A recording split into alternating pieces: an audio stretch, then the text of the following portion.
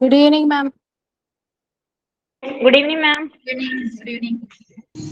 Good evening, ma'am. Good evening, ma'am. Good evening, ma'am. How are you, ma'am? Sugano. Good evening. സുഖമായിട്ടിരിക്കുന്നു. Good husband evening, ma'am. എങ്ങനെയുണ്ട് മാം? Leave husband of okay ആണ്, പക്ഷെ ഭയങ്കര ടയേർഡാണ്. Medicines ഉണ്ട്. 1 എന്ത് വീക്കിന് ശേഷം പറ്റിയതാണ്? റിവ്യൂ. ആക്ച്വലി ഒരു ഇൻഫെക്ഷൻ ആയിരുന്നു, കാലിലായിരുന്നു സ്റ്റാർട്ട് ചെയ്തത്. ഈ കാലില് റെഡ് റാഷസ് പോലെയായിരുന്നു. വിചാരിച്ചു അലർജിയാണ്, പക്ഷെ അത് കഴിഞ്ഞ് കുറച്ച് ദിവസം കഴിയുമ്പോൾ ഭയങ്കരമായിട്ട് സ്റ്റൊമക് പെയിൻ സ്റ്റാർട്ട് ചെയ്തു. ഭക്ഷണം ഒന്നും കഴിക്കാൻ പറ്റുന്നില്ല, വെള്ളം പോലും ഇറക്കാൻ പറ്റുന്നില്ല, അത്രയ്ക്ക് പെയിൻ. പിന്നെ എന്താ പറയാ, യൂറിനറി ഇൻഫെക്ഷൻ ആണെന്ന് വിചാരിച്ചു. ഡോക്ടർ അങ്ങനെ ട്രീറ്റ് ചെയ്തു ആദ്യം. അത് കഴിഞ്ഞപ്പോഴും ഞാൻ പറയുന്നുണ്ട് ഇത് അലർജി അല്ല, വേറെ എന്തോ പ്രോബ്ലം ആണ്. പിന്നെ ഇത് മസിൽ പെയിൻ സ്റ്റാർട്ട് ചെയ്തു. പിന്നെ ഒന്ന് ഗ്യാസ്ട്രോയെ കാണിച്ചപ്പോ ചുമ്മാ കാഷ്വലി കാണിച്ചതാ കാലിലെ പാട് റാഷസ്. അപ്പം ഗ്യാസ്ട്രോ പറഞ്ഞു ഇത് എത്രയും പെട്ടെന്ന് സ്കിന്നിനെ കാണിക്കണം. അന്ന് തന്നെ പിന്നെ സ്കിന്നിന് അപ്പോയിന്റ്മെന്റ് എടുത്തു. ഡോക്ടർ പിറ്റേ ദിവസം തന്നെ ഹോസ്പിറ്റലിൽ വന്നിട്ട് ബയോപ്സി ചെയ്യണം സ്കിൻ. വേറെ സ്കിൻ ക്യാൻസർ പോലെ എന്തെങ്കിലും ആണോ എന്നൊരു ഡൗട്ട്. ബയോപ്സിയുടെ റിസൾട്ട് ഒന്നും കിട്ടിയിട്ടില്ല. ഡോക്ടർ പിന്നെ ഫിസിഷ്യനെ റെഫർ ചെയ്തു. ഫിസിഷ്യൻ റൊമാറ്റോളജിസ്റ്റിനെ റെഫർ ചെയ്തു. ഇത് ശരിക്കും പറഞ്ഞു കഴിഞ്ഞാൽ വാസ്കുലൈറ്റിസ് എന്ന് പറയും. സ്കിന്നിന് പുറമെ ഉണ്ടായിരുന്നത് തന്നെ ഇന്റേണൽ ഓർഗൻസിനെ അഫക്ട് ചെയ്തിരുന്നു. സ്മോൾ ഇൻറ്റെസ്റ്റൈനായിരുന്നു അഫക്ട് ചെയ്തത്. അതാണ് ഈ ഭക്ഷണം കഴിക്കാൻ പറ്റാത്തത്. അത് കോസ് അൺനോൺ ആണ് ഈ അസുഖത്തിന്റെ. ഇത് റെക്കർ ചെയ്യും. ലൈഫ് ലോങ് നമ്മൾ ശ്രദ്ധിക്കണം. ശ്രദ്ധിക്കേണ്ടതെന്ന് വെച്ചാൽ ലൈഫ് സ്റ്റൈലാണ് ശ്രദ്ധിക്കേണ്ടത്. ആള് ഡയബറ്റിക് ആയത് കാരണം നമുക്ക് ഇതിനെടുക്കുന്ന സ്റ്റിറോയിഡ്സ് മാത്രമേ ഉള്ളൂ, മെഡിക്കേഷൻ അതേ ഉള്ളൂ. അത് പക്ഷെ ലൈഫ് ലോങ് ഒന്നും കഴിക്കാൻ പറ്റില്ലായിരുന്നു. ഇപ്പൊ 1 വീക്ക് അവർ തന്നിട്ടുള്ളൂ. സ്റ്റിറോയിഡ്സ് എടുക്കുമ്പോൾ ഡയബറ്റിക്കും കൂടെ ആയതാണ് ഷുഗർ ഭയങ്കരമായിട്ട് ഷൂട്ടപ്പ് ചെയ്യും. 300 മുകളിൽ കയറിയായിരുന്നു ഷുഗർ. അങ്ങനെ കഴിഞ്ഞ തേഴ്സ്ഡേ നൈറ്റ് തുടങ്ങി ഇന്നലെ വരെ ഹോസ്പിറ്റലിലായിരുന്നു. ഇന്നലെയായിരുന്നു ഡിസ്ചാർജ് ആയി. ശ്രദ്ധിക്കണം, ലൈഫ് സ്റ്റൈല് ആണ് ശ്രദ്ധിക്കേണ്ടത്. ഭക്ഷണം എല്ലാം കഴിക്കാം, പക്ഷേ ഷുഗർ കൺട്രോൾ ചെയ്യണം എന്ന് പറയുമ്പോൾ ഫുഡ് കൺട്രോൾ ആണല്ലോ. നമ്മൾ അതിനനുസരിച്ച് ഭക്ഷണം കുറേശ്ശെ പല തവണയായിട്ട് എടുത്ത് കഴിക്കേണ്ടി വരും. പിന്നെ എന്തെങ്കിലും ഭക്ഷണം കഴിക്കുമ്പോൾ ഈ സ്റ്റൊമക്ക് അപ്സെറ്റ് എന്തെങ്കിലും ഉണ്ടായി കഴിഞ്ഞു കഴിഞ്ഞാൽ അപ്പൊ അത് സ്റ്റോപ്പ് ചെയ്യണം. പിന്നെ ഹാബിറ്റ്സ് ഒക്കെ എന്തെങ്കിലും ഉണ്ടെങ്കിൽ അതും പാടില്ല. ലൈക്ക് സ്മോക്കിംഗ്, ഡ്രിങ്കിങ്, അങ്ങനെയുള്ള ഹാബിറ്റ്സ് പാടില്ല. അതൊക്കെയാണ് ഇതിന്റെ ഒരു പ്രശ്നങ്ങൾ. മലയാളത്തിൽ ഇതിനെ രക്തവാതം എന്ന് പറയും, പക്ഷേ അതിന്റെ വേറൊരു വേർഷൻ ആയിട്ടാണ് വന്നിരിക്കുന്നത്. അതുകൊണ്ടാണ് ഈ ജോയിന്റ്സിലും മസിൽസിലും ഒക്കെ പെയിൻ വരുന്നത്. ഇത് treatable അല്ല, ma'am. ട്രീറ്റബിൾ എന്നല്ല, ശരിക്കും പറഞ്ഞു കഴിഞ്ഞാല് ലൈഫ് ലോങ് നമ്മൾ ലൈഫ് ത്രെട്ടനിങ് അല്ല, പക്ഷെ ത്രൂ ഔട്ട് ദ ലൈഫ് നമ്മൾ ഇത് കെയർ ചെയ്യണം. വരാം, എപ്പോ വേണമെങ്കിലും വരാം. ഷുഗർ കൺട്രോൾ ചെയ്യണമെന്ന് പറഞ്ഞതിന് കാരണം ഈ മെഡിസിൻ കഴിച്ചാൽ ഷുഗർ ഷൂട്ടപ്പ് ആണ്. ഷുഗർ നല്ല പോലെ കൺട്രോൾ ചെയ്ത് വെച്ചാലാണ് മെഡിസിൻ. ഡയബറ്റിക് ആയവർക്ക് ഇത് ടൈം എടുക്കും ഇതിന്റെ എഫക്റ്റ് കുറയാൻ. നമുക്ക് ഇതിന്റെ എഫക്റ്റ് കുറച്ച് കൊണ്ടുവരാനേ പറ്റുള്ളൂ. ഇനി പ്രക്രിയ ചെയ്യാതിരിക്കാനുള്ള ചാൻസസ് കുറയ്ക്കാന്നല്ലാണ്ട് വേറൊന്നും ഇല്ല. അങ്ങനെ ഒരു കാര്യം. പിന്നെ വെക്കേഷൻ ആയതുകൊണ്ട് കുട്ടികളെ വീട്ടിൽ നിർത്താൻ പറ്റി. മോള് പിന്നെ ഹോസ്റ്റലിലേക്ക് പോയി. അവൾക്ക് ക്ലാസ് മറ്റേ എൻട്രൻസ് കോച്ചിങ്ങിന്റെ ക്ലാസ് സ്റ്റാർട്ട് ചെയ്താണ് അവൾ പോയി. കുഴപ്പമില്ലായിരുന്നു, അല്ലെങ്കിൽ ബുദ്ധിമുട്ടി പോയായിരുന്നു. അശ്വതി ഒത്തിരി സ്ട്രെയിൻ എടുത്തു അല്ലെ നിങ്ങൾ? ഞാനും ഉണ്ടായില്ലാലോ. ഞാൻ ഹോസ്പിറ്റലിൽ നിന്ന് ക്ലാസ് എടുത്താലോ എന്നൊക്കെ ഞാൻ വിചാരിച്ചു, പക്ഷെ ഇടയ്ക്കിടയ്ക്ക് ഈ നഴ്സുമാര് കയറി വരും. അതുകൊണ്ട് പിന്നെ അത് ഓക്കെ. ലാംഗ്വേജ് മീൻസ് പ്രെയർ വിട്ടു. പ്രെയർ ആരെങ്കിലും റെഡി ഉണ്ടോ? എനിവൺ?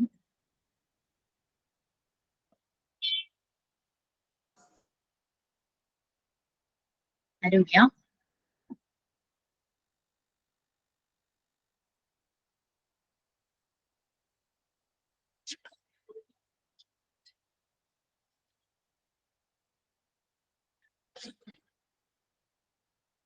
ഞാൻ ചെയ്യാം മാം.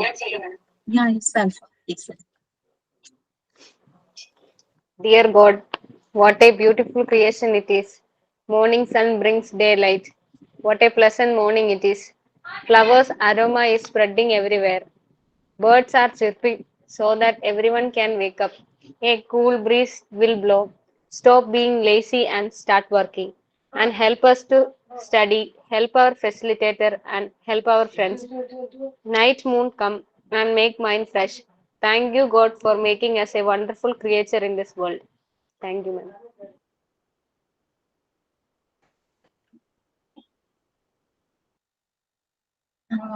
അശ്വതി മിസ് ലാംഗ്വേജ് ഡെവലപ്മെന്റ് അല്ലേ എടുത്തേ?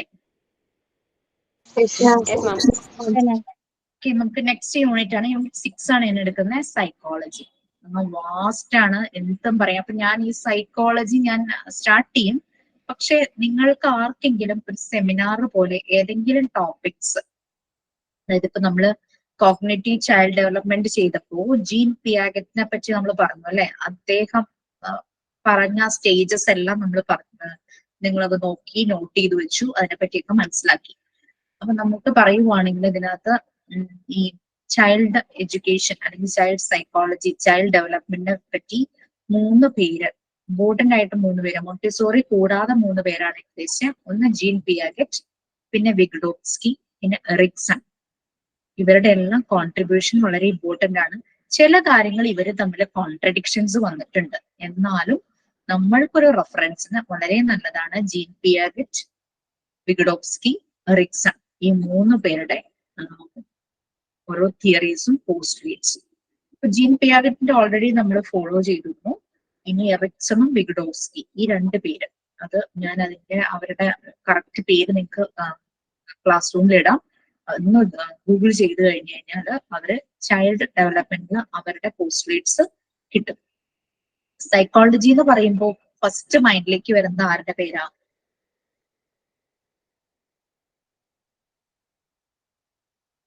Sigmund Freud. ഫ്രോയിഡ് അങ്ങനെ പറഞ്ഞു, പല മൂവീസിലും നമ്മൾ ഈ പേര് കേട്ടിട്ടുണ്ടാവും. Sigmund Freud founder of psycho analysis ആണ്. ഈ ഫ്രോയിഡ് കുട്ടികളുടെ ഓരോ മൂവ്മെന്റ്സും, ഈവൻ ഫ്രോയിഡ് പറയുന്നത് sexual thoughts from the birth തുടങ്ങി കുഞ്ഞുങ്ങളുടെ മനസ്സിലുണ്ടെന്നുള്ള രീതിയിൽ ഫ്രോയിഡ് കുറേ പോസ്റ്റുലേറ്റ്സ് ഒക്കെ വെച്ചിട്ടുണ്ട്. അത് അവരുടെ ഓരോ ഭാഗങ്ങളിലാണ് അതിന്റെ ആ ഒരു എന്താ പറയാ എക്സ്പ്രഷനും റിഫ്ലക്ഷനും വരുന്നത്, അവരുടെ ബോഡിയുടെ ഓരോ ഭാഗങ്ങളിലാണ് വരുന്നത് എന്നുള്ള രീതിയിൽ സിഗ്മണ്ട് ഫ്രോയിഡിന്റെ ഒരു അനാലിസിസ് ഉണ്ട്. പിന്നെ ഏതൊരു സൈക്കോളജി പഠിക്കുന്ന ആര് തന്നെയാണെങ്കിലും റെഫർ ചെയ്യുന്നത് സിഗ്മണ്ട് ഫ്രോയിഡിന്റെ പല കാര്യങ്ങളാണ്. വേറെയും ആൾക്കാരുണ്ട് കേട്ടോ, ജെഫ്രി, ലൂയിസ് ബേക്കർ, വില്യം, അങ്ങനെ കുറെ ആൾക്കാരുണ്ട്. പക്ഷെ സിഗ്മണ്ട് ഫ്രോയിഡ് ആണ് എല്ലാവരും ഹൈലൈറ്റ് ചെയ്തപ്പോഴും പറയുന്നത്.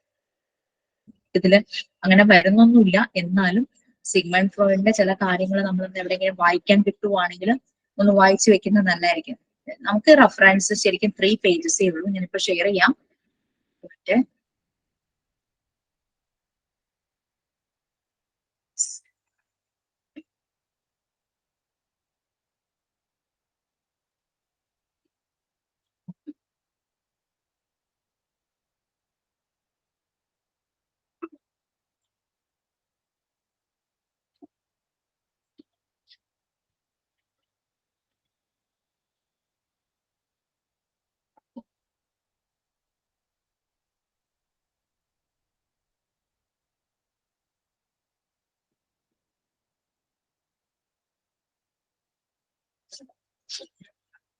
Part 2 unit 6 psychology. Psychology actually ഇപ്പൊ സൈക്കോളജി എന്നൊക്കെ പണ്ട് കാലങ്ങളിലൊക്കെ കേൾക്കുമ്പോൾ എല്ലാവർക്കും അതൊരു നോർമൽ അല്ലാത്ത ആളുകളെ റിലേറ്റ് ചെയ്ത് കാണുമായിരുന്നു. പക്ഷെ ഇപ്പൊ ആ രീതിയൊക്കെ മാറിയല്ലേ. കാരണം എല്ലാവരും നമ്മൾ ഓൾറെഡി സ്ട്രെസ് വന്നാൽ ക്ലിനിക്കൽ സൈക്കോളജിസ്റ്റിനെ കാണും. പിന്നെ കുട്ടികളെ പഠനത്തിൽ എന്തെങ്കിലും വൈകല്യം ഉണ്ടെങ്കിൽ ക്ലിനിക്കൽ സൈക്കോളജിസ്റ്റിനെ കാണും. ചില എന്തെങ്കിലും ഡിസോർഡേഴ്സ് തോന്നിക്കഴിഞ്ഞു കഴിഞ്ഞാൽ സൈക്കോതെറാപ്പി അറിയുന്ന ക്ലിനിക്കൽ സൈക്കോളജിസ്റ്റിനെ കാണും. അങ്ങനെ എല്ലാം പല കേസസിനും ആളുകൾ ഇപ്പോൾ സൈക്കോളജിസ്റ്റിനെ അല്ലെങ്കിൽ സൈക്യാട്രി ഡിപ്പാർട്ട്മെന്റിൽ പോയി തുടങ്ങും. കറക്റ്റ് ആരെ കാണണം എന്നുള്ള രീതിയിൽ ഗൈഡ് ചെയ്യാൻ പറ്റുന്ന രീതിയിലുള്ള കൗൺസിലേഴ്സും അവൈലബിൾ ആണ്. അത് ആ രീതിയിൽ പോകാനായിട്ട് കുട്ടികളുടെ പ്രശ്നങ്ങളാണെങ്കിൽ അതില് കുറവായിട്ട് പല പല ഭാഗങ്ങളുണ്ട്, ഓരോരോ സ്റ്റേജസ് ഉണ്ട്. അപ്പൊ പലതിനെ കുറിച്ചും സ്റ്റഡി ചെയ്ത് റിസർച്ച് ചെയ്തുകൊണ്ടിരിക്കുകയാണ് ശരിക്കും പറഞ്ഞു കഴിഞ്ഞാൽ സൈക്കോളജി എന്നുള്ളൊരു ഭാഗം. സൈക്കോളജി ശരിക്കും ഒരു സയന്റിഫിക് സ്റ്റഡിയാണ്. അത് ഏതിനെ പറ്റിയുള്ള സയന്റിഫിക് സ്റ്റഡിയാണ്? മൈൻഡും ബിഹേവിയറും. ഇതിന്റെ ഒരു സയന്റിഫിക് സ്റ്റഡിയാണ് സൈക്കോളജി എന്ന് പറയുന്നത്. ഫസ്റ്റ് പാരഗ്രാഫിൽ സൈക്കോളജിയെ പറ്റി വളരെ ബ്രീഫ് ചെയ്ത് പറഞ്ഞിട്ടുണ്ട്. ഒന്ന് വായിക്കും, ഒരു മെഡിറ്റേഷൻ പോലെ ഒന്ന് വായിക്കും. നിങ്ങൾക്ക് നോട്ട് ചെയ്ത് വെക്കാം. അതിന്റെ കൂടെ ഇതിൽ വരുന്നുണ്ടാവും scientific study of mind and behaviour ആണ് സൈക്കോളജി.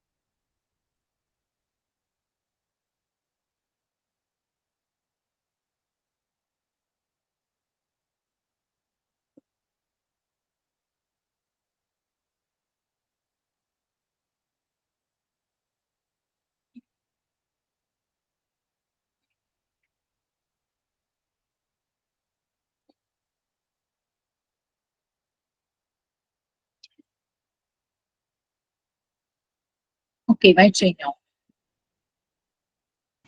Yes, ma'am. അതിനകത്ത് ഫസ്റ്റ് കുറച്ച് കാര്യങ്ങൾ പറഞ്ഞിട്ട് ഗ്രീക്ക് വേർഡിൽ നിന്നാണ് അത് ഡിറൈവ് ചെയ്ത് വന്നിരിക്കുന്നത്. Psych means soul and logos means science. നമ്മൾ പറഞ്ഞത് scientific study mind and behaviour. Science of soul നമ്മുടെ മൈൻഡ്. പിന്നെ എഡ്യൂക്കേഷനിൽ ഇതിന് വളരെ ഇമ്പോർട്ടൻസ് ഉണ്ട്. അതാണ് മിക്കപ്പോഴും ബി.എഡ് ഒക്കെ എടുക്കുന്ന ടീച്ചേഴ്സിന് ഇതിന്റെ ഭാഗം ഉണ്ടാവും. പിന്നെ ടീച്ചർ ആയി കഴിഞ്ഞാലും അവർക്ക് ഇതിന്റെ ഈ ഒരു ഫീൽഡിൽ തന്നെ പല ട്രെയിനിങ്സ്, ഓരോ അക്കാദമിക് ഇയർ സ്റ്റാർട്ട് ചെയ്യുന്നതിന് മുമ്പ് ആ വെക്കേഷനിൽ പല ട്രെയിനിങ്സും അവർക്ക് കിട്ടുന്നുണ്ടാകും. അപ്പോൾ ഡിഫറെന്റ് വിങ്സ് ഉണ്ട് ഇതിനിപ്പോ. പല റിസർച്ചും പല ഏരിയയിൽ നടക്കുന്നുണ്ട്. ഇപ്പോഴും സ്റ്റഡീസ് നടക്കുന്ന ഒരു ബ്രാഞ്ച് അല്ലെങ്കിൽ ഒരു ഡൊമൈൻ ആണ്, ഏരിയ ആണ് ഈ സൈക്കോളജി എന്ന് നമുക്ക് പറയാം.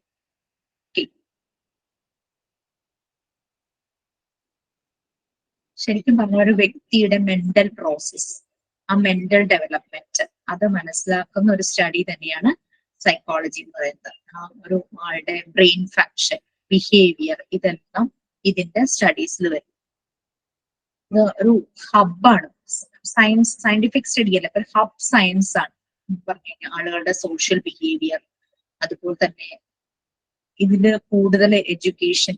ഇപ്പൊ ക്ലിനിക്കൽ സൈക്കോളജിസ്റ്റുകളൊക്കെ ആവും PG ചെയ്യുന്നു, PhD റിസർച്ച് ചെയ്യുന്നു, അങ്ങനെ പല പൊസിഷനിലേക്ക് പോകുന്ന ആളുകളെ നമ്മൾ ചുമ്മാ MSc സൈക്കോളജി മാത്രം എടുക്കുന്നവരായിട്ട് കാണാറില്ല. അവരതിൽ പിന്നെ കൂടുതൽ ഏരിയയിൽ സ്റ്റഡി ചെയ്യും. ചിലർ ബ്രെയിൻ ഫങ്ഷൻസിലായിരിക്കും, ചിലർ ബിഹേവിയറിലായിരിക്കും, ചിലർ ഈ പറയുന്ന മെന്റൽ പ്രോസസ്സിലായിരിക്കും. അങ്ങനെ പല ഏരിയ എടുത്ത് സ്റ്റഡി ചെയ്ത് റിസർച്ച് ചെയ്യുന്നവരുണ്ട്. പിന്നെ ഈ സൈക്കോളജിയിൽ തന്നെ പല ഡൊമൈൻസ് ഉണ്ട്, പല ഏരിയാസ് അല്ലെങ്കിൽ പല വിങ്സ് ഉണ്ടെന്ന് പറഞ്ഞല്ലോ. ക്ലിനിക്കൽ സൈക്കോളജി ഞാൻ പറഞ്ഞു. ക്ലിനിക്കൽ സൈക്കോളജിസ്റ്റുകൾ കുറെ മിക്ക സ്ഥലത്ത് ക്ലിനിക്കൽ സൈക്കോളജിസ്റ്റ് ഹോസ്പിറ്റലുകളിൽ കാണാം. ഏതെങ്കിലും വലിയൊരു എഡ്യൂക്കേഷണൽ ഇൻസ്റ്റിറ്റ്യൂഷൻ ആണെങ്കിൽ അവിടെ ഉണ്ടായിരിക്കും. ഒരു ആളുടെ പേഴ്സണാലിറ്റി, മൂഡ് ഇതൊക്കെ പലപ്പോഴും പല രീതിയിലും ചേഞ്ച് ആവും. ഇതൊക്കെ ഇതിന്റെ ട്രീറ്റ്മെന്റ് ഒക്കെ നടക്കുന്നത് ക്ലിനിക്കൽ സൈക്കോളജി. പിന്നെ ചില ഡിസോർഡേഴ്സ് ഉണ്ടാവും, അത് വരുമ്പോ തെറാപ്പി ചേർത്ത് ചില ഡിസോർഡേഴ്സ് ഉണ്ടാവും. അവർ ചിലപ്പോൾ കോൺഷ്യസ് ആയിരിക്കും, എനിക്ക് ആ ഡിസോർഡർ വരുന്നു എന്നുള്ള കാര്യത്തിൽ കോൺഷ്യസ് ആയിരിക്കും. കാരണം ഒരാളെ ഞാൻ ഉപദ്രവിക്കൂ അങ്ങനെ ഒരു ഇതാണ്. പക്ഷെ ആ വ്യക്തി അതിൽ കോൺഷ്യസ് ആണെങ്കിലും അവർക്ക് അത് ചെയ്യോ എന്ന് ഭയങ്കര ഒരു പേടി ഉണ്ടാവും. അതൊക്കെ ഒരു തരം ഡിസോർഡർ ആണ്. അതെല്ലാം ഒരു ഇൻട്രൂസീവ് ഡിസോർഡർ എന്ന് നമുക്ക് വേണമെങ്കിൽ പറയാം. ഇതെല്ലാം ക്ലിനിക്കൽ സൈക്കോളജിസ്റ്റുകൾക്ക് ചില തെറാപ്പിയിലൂടെ അവർക്കത് ശരിയാക്കാനായിട്ട് പറ്റും.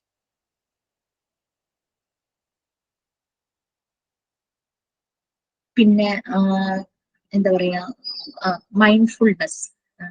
പിന്നെ വലിയ ആൾക്കാരിൽ ഇപ്പൊ ഒരു പീസ് ആൻഡ് ഹാർമണി ചേർത്ത് അതിലേക്ക് എത്താൻ പറ്റില്ല. അവർക്ക് ഭയങ്കര സ്ട്രെസ്സും സ്ട്രെയിനും അങ്ങനെയൊക്കെ വരുമ്പോഴും ക്ലിനിക്കൽ സൈക്കോളജിസ്റ്റിൽ അടുത്ത് പോവാറുണ്ട്. പിന്നെ നെക്സ്റ്റ് കോഗ്നിറ്റീവ് സൈക്കോളജി. കോഗ്നിറ്റീവ് നമ്മൾ പറഞ്ഞല്ലേ, നമ്മളുടെ ബുദ്ധി ആ ഒരു ഡെവലപ്മെന്റ് സ്റ്റേജ് ആണ് കോഗ്നിറ്റീവ് ഡെവലപ്മെന്റ് വരുന്നത്. ഞാൻ ഇതിൽ പറയുന്ന കാര്യങ്ങളല്ല കേട്ടോ പറയുന്നത്, അതുകൊണ്ട് സ്ക്രോൾ ചെയ്യാത്തത്. ലൈക്ക് ലാംഗ്വേജ്, ചെയ്യുന്ന ആക്ഷൻസ്, പിന്നെ മെമ്മറി, അങ്ങനെയുള്ള കാര്യങ്ങളെല്ലാം ഈ കോഗ്നിറ്റീവ് സൈക്കോളജിയുടെ അണ്ടറിലാണ് വരുന്നത്. അതിനെ റിലേറ്റ് ചെയ്യുന്ന കാര്യങ്ങളെല്ലാം കോഗ്നിറ്റീവ് സൈക്കോളജിയിലാണ് വരുന്നത്. പിന്നെ ചിലവർക്ക് എന്താ പറയാ, നമ്പർ, കുട്ടികളിൽ തന്നെ ചില പഠന വൈകല്യങ്ങൾ വരും, നമ്പേഴ്സ് മനസ്സിലാകാതിരിക്കുക, അങ്ങനത്തെ കാര്യങ്ങളെല്ലാം.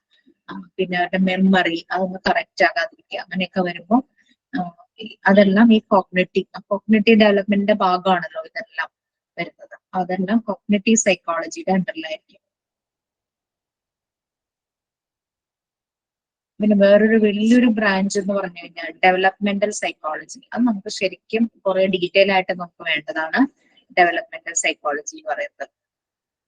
കാരണം നമ്മൾ പഠിക്കുന്നത് കുഞ്ഞുങ്ങളുടെ കാര്യമല്ലേ, അപ്പൊ അവരുടെ ഓരോ സ്റ്റേജും അവർ ഡെവലപ്പ് ചെയ്യുന്ന ഓരോ സ്റ്റേജും വരുന്നത് ഡെവലപ്മെന്റൽ സൈക്കോളജിയുടെ അണ്ടറിലാണ്.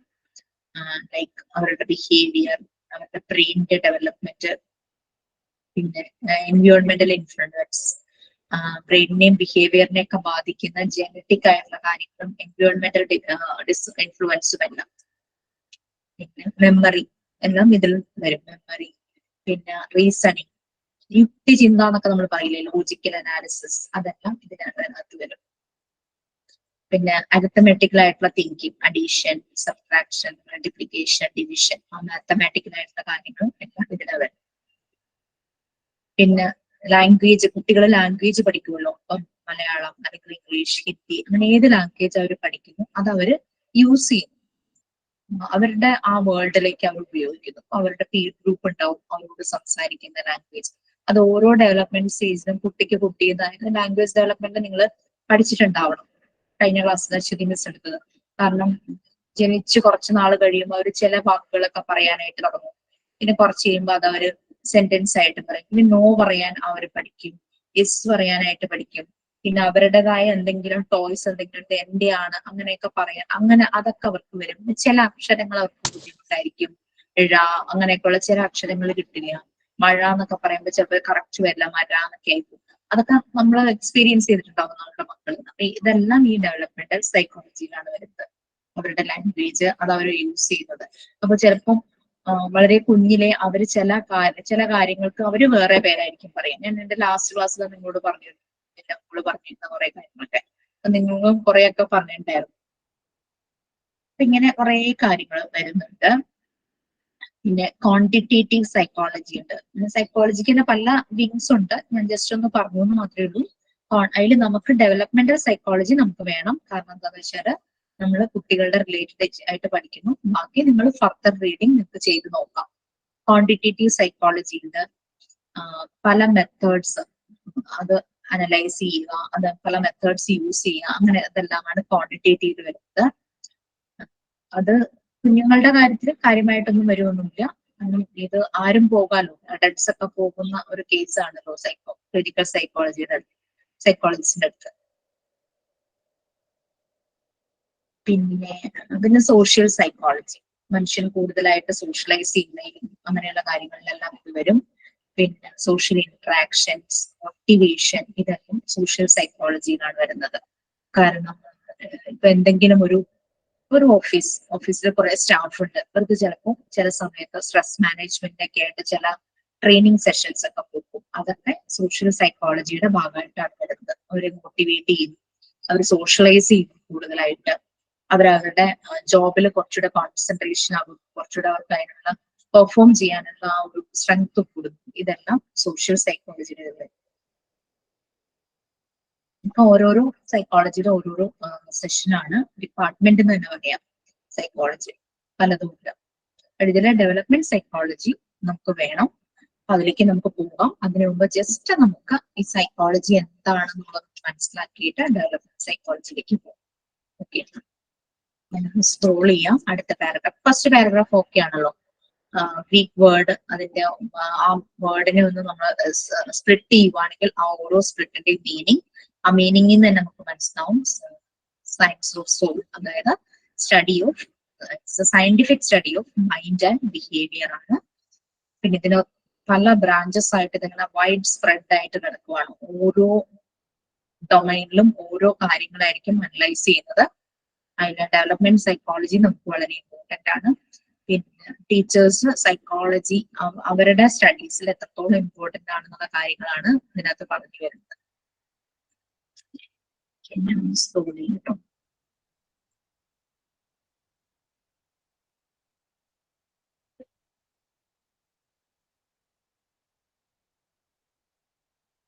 സെക്കൻഡ്, ഇത് റിലേറ്റ് ചെയ്ത് നിങ്ങൾക്ക് എന്തെങ്കിലും പറയാനുണ്ടോ? നിങ്ങൾ ഏതെങ്കിലും സൈക്കോളജി ബുക്കോ എന്തെങ്കിലും വായിച്ചിട്ടുണ്ടോ, അല്ലെങ്കിൽ എപ്പോഴെങ്കിലും എന്തെങ്കിലും ടോക്ക് എന്തെങ്കിലും കണ്ടിട്ടുണ്ടോ, എവിടെയെങ്കിലും ഏതെങ്കിലും ഗൂഗിൾ ക്ലാസ്സസ് അറ്റൻഡ് ചെയ്തപ്പോ സൈക്കോളജി സൈക്കോതെറാപ്പി സെഷൻസോ അങ്ങനെ എന്തെങ്കിലും ക്ലാസ്സുകൾ അറ്റൻഡ് ചെയ്യുമ്പോൾ പലപ്പോഴും നമുക്ക് ചില ക്ലാസ്സിലൊക്കെ ഇതിന്റെ ഒരു അപ്രോച്ച് ഉണ്ടാവും.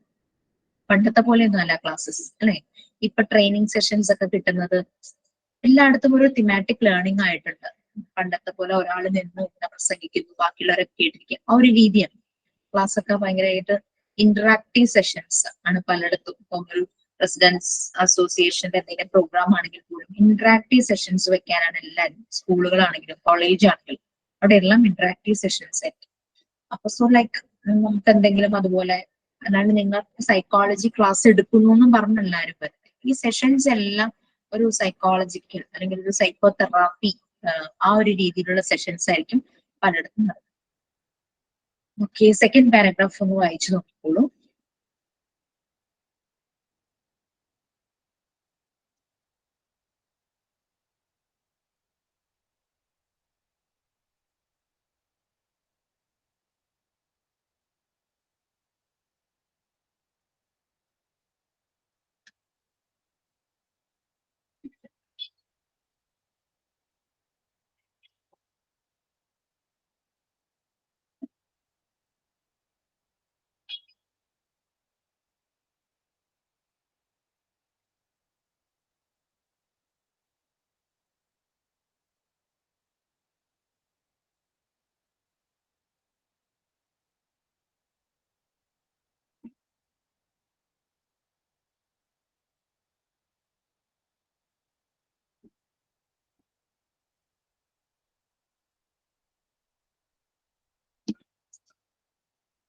ഓക്കെ, ക്ലിയർ ആയോ? ഒന്നും ആരും മിണ്ടുന്നില്ലല്ലോ. Yes, ma'am, clear. So study of human behaviour അത് തന്നെയാണ് പറയുന്നത്. ചില സൈക്കോളജിസ്റ്റുകളൊക്കെ നമുക്ക് ചിലരുടേതായ രീതികളുണ്ടാവും കേട്ടോ. അപ്പം ചില മീൻസ് ഞാൻ എന്റെ കോഴ്സിന്റെ ഭാഗമായിട്ട് സൈക്കോളജി പഠിച്ചിട്ടുള്ളൂ. പക്ഷെ നമുക്ക് നമ്മളുടെ മുമ്പിൽ കുട്ടികൾ വരുമ്പോൾ നമുക്ക് സ്വയമേ നമ്മുടെ ഒരു രീതികൾ വരും. അത് നിങ്ങൾക്കും ഉണ്ടാവും. വരുന്ന ഓരോ കുഞ്ഞും ഡിഫറെന്റ് ആണ്. ഒരെണ്ണം തന്നെ എല്ലാവരിലും നമുക്ക് അപ്ലൈ ചെയ്യാൻ പറ്റില്ല. അതുകൊണ്ടാണ് എഡ്യൂക്കേഷണൽ സൈക്കോളജിക്ക് വളരെ ഇമ്പോർട്ടൻസ്. അപ്ലൈഡ് സൈക്കോളജി അതാണ് ഉദ്ദേശിക്കുന്നത്. അതിന് വളരെ ഇമ്പോർട്ടൻസ് വരുന്നത്. നമ്മളുടെ ഉള്ളിൽ അത് വരുവാണ്. ഒരു കുട്ടി നമ്മുടെ മുമ്പിൽ വരുമ്പോൾ കുട്ടിയുടെ പ്രശ്നം നമ്മൾ മനസ്സിലാക്കും. അതൊക്കെ നമ്മൾ മുന്നോട്ട് പോകും. ചിലപ്പോൾ ഔട്ട് ഓഫ് ദ വേ ചില കാര്യങ്ങളും നമ്മൾ ചെയ്തത് വരും. പക്ഷെ നമുക്ക് തെറാപ്പികളൊന്നും ചെയ്യാൻ നമ്മൾ ചെയ്യാൻ പാടില്ല. കാരണം എന്താണെന്ന് വെച്ച് കഴിഞ്ഞാല് കുട്ടി മൈനർ ആയിരിക്കുമല്ലോ. ഒരിക്കലും മൈനർ ആയിട്ടുള്ള കുട്ടികളിൽ നമ്മൾ പരീക്ഷണം നടത്തരുത്. തെറാപ്പി ഒന്നും ചെയ്യരുത്. കുട്ടിയെ കേൾക്കുക, കുട്ടിയെ ചില കാര്യങ്ങൾ സപ്പോർട്ട് ചെയ്യാന്നല്ലാതെ മൈനർ ആയിട്ടുള്ള കുട്ടികളിലൊന്നും നമ്മൾ തെറാപ്പീസ് ഒന്നും സ്റ്റാർട്ട് ചെയ്യും. അത് പാരന്റ്സിന്റെ സമ്മതത്തോടു കൂടി അവരെ പറഞ്ഞ് മനസ്സിലാക്കിയതിനു ശേഷം, ഈവൻ നിങ്ങൾ നെക്സ്റ്റ് PG മോണ്ടിസോറി എടുത്തു കഴിഞ്ഞ് കഴിയുമ്പോൾ നിങ്ങൾക്ക് സൈക്കോളജിയിൽ എന്തെങ്കിലും ചെയ്യണം എന്ന് ചോദിക്കഴിഞ്ഞാൽ തന്നെയും പറയുന്നൊരു കാര്യം, കുട്ടിയുടെ പാരന്റ്സിന്റെ കൺസെന്റ് ഇല്ലാതെ നമുക്കൊരു കുട്ടിയിലൊരു തെറാപ്പി നമുക്ക് ചെയ്യാനായിട്ട് പറ്റില്ല. നമ്മൾ എത്രത്തോളം സൈക്കോളജി പഠിച്ചു എന്നൊക്കെ പറഞ്ഞു. അത് ഡിഫറെന്റ്. നമ്മളാണെങ്കിലും കുഞ്ഞിനോട് ഇൻഡിവിജ്വലി സംസാരിച്ചാൽ പോലും പാരന്റ്സിന്റെ ഭാഗവും നമ്മൾ കേൾക്കും. പിന്നെ എന്തെങ്കിലും ആക്ടിവിറ്റി കൊടുക്കുവാണെങ്കിൽ കുട്ടിയെയും പാരന്റ്സിനെ ഇരുത്തിയിട്ടാണ് ആക്ടിവിറ്റി പറഞ്ഞു കൊടുക്കുന്നത്. അപ്പൊ അതില് പാരന്റ്സിന്റെ ഇൻവോൾവ്മെന്റ് ഉണ്ടാവും.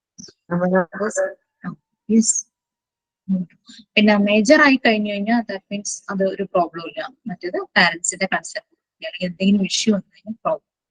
So out of the way നമുക്ക് ചില കാര്യങ്ങൾ ചെയ്യുന്നത് നമുക്ക് മനസ്സിലാവും നമ്മൾ കുഞ്ഞുങ്ങളെ ഡീൽ ചെയ്യും.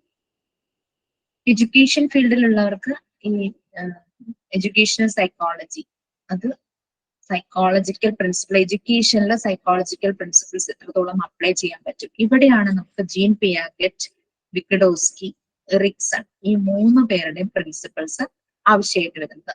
ഞാൻ ഇത് നിങ്ങൾക്കൊരു അസൈൻമെന്റ് ആയിട്ട് ഈ ചാപ്റ്റർ കഴിയുമ്പോൾ തരാമെന്ന് വിചാരിക്കുന്നത്. ജീൻ പിയാഗറ്റ് ഓൾറെഡി നിങ്ങൾ ചെയ്തു വെച്ചിട്ടുണ്ട്.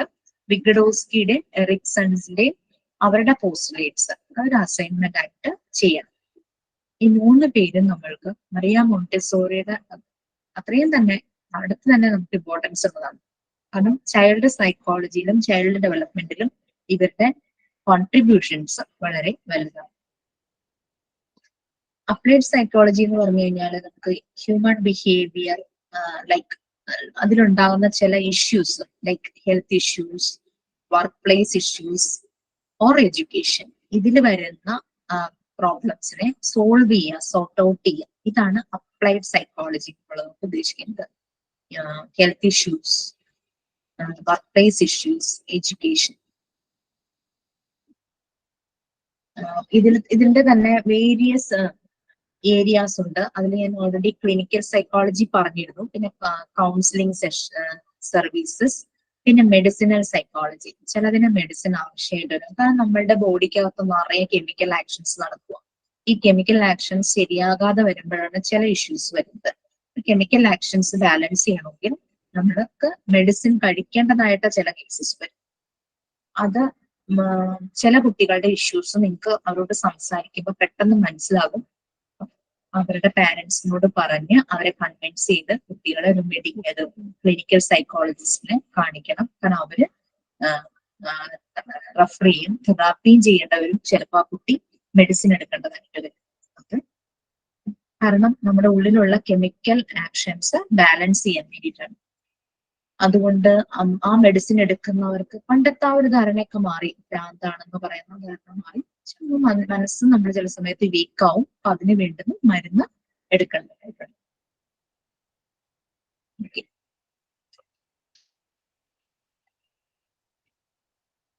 ഈ അപ്ലൈഡ് സൈക്കോളജി ശരിക്കും പറഞ്ഞു കഴിഞ്ഞാൽ ഇൻഡസ്ട്രി, അതായത് വർക്ക് പ്ലേസ് റിലേറ്റഡ് ആയിട്ടുള്ളത്, സ്കൂളുകൾ റിലേറ്റഡ് ആയിട്ടുള്ളത്, അവിടെ എല്ലാം ടീച്ചേഴ്സ് ഉണ്ടല്ലോ, അതെല്ലാം സ്പോർട്സ് റിലേറ്റഡ് ആയിട്ടുള്ളത്, ഇതെല്ലാം അപ്ലൈഡ് സൈക്കോളജിയുടെ ഒരു എക്സാമ്പിൾ ആണ്. സ്പോർട്സ് സൈക്കോളജി, പിന്നെ സ്കൂൾ സൈക്കോളജി, എഞ്ചിനീയറിംഗ് സൈക്കോളജി, അങ്ങനെ എന്തെല്ലാമാണോ നമ്മളുടെ ഒരു വർക്ക് റിലേറ്റഡ് കാര്യങ്ങളുള്ളത് അവിടെയായിരുന്നു ഈ അപ്ലൈഡ് സൈക്കോളജി വരും. കാരണം വർക്ക് അറ്റ്മോസ്ഫിയറിലും ഇഷ്യൂസ് ഉണ്ടാകാം, സ്കൂളുകളിലും ഇഷ്യൂസ് ഉണ്ടാകാം, സ്പോർട്സ് ആ ഒരു സെന്ററുകളിലും ഇഷ്യൂസ് ഉണ്ടാകാം. അങ്ങനെ റിലേറ്റഡ് എല്ലാ കാര്യങ്ങളും വരുന്ന പ്രശ്നങ്ങൾ സോർട്ട് ഔട്ട് ചെയ്യണമെങ്കിൽ നമ്മൾ അപ്ലൈഡ് സൈക്കോളജിയുടെ ആ ഒരു ഏരിയ ആണ് നോക്കുന്നത്. ഓക്കെ, അപ്പൊ ടീച്ചേഴ്സിന് എഡ്യൂക്കേഷണൽ സൈക്കോളജി അവരുടെ ട്രെയിനിങ് കോഴ്സിന്റെ ഒരു ഭാഗം തന്നെയാണ് ടീച്ചേഴ്സ്. ഇവിടെയാണ് നമുക്ക് ഈ 3 പേരുടെ കാര്യം വരുന്നത്. ജീൻ പിയാജറ്റിന്റെ, വിഗഡോസ്കി, എറിക്സൺ.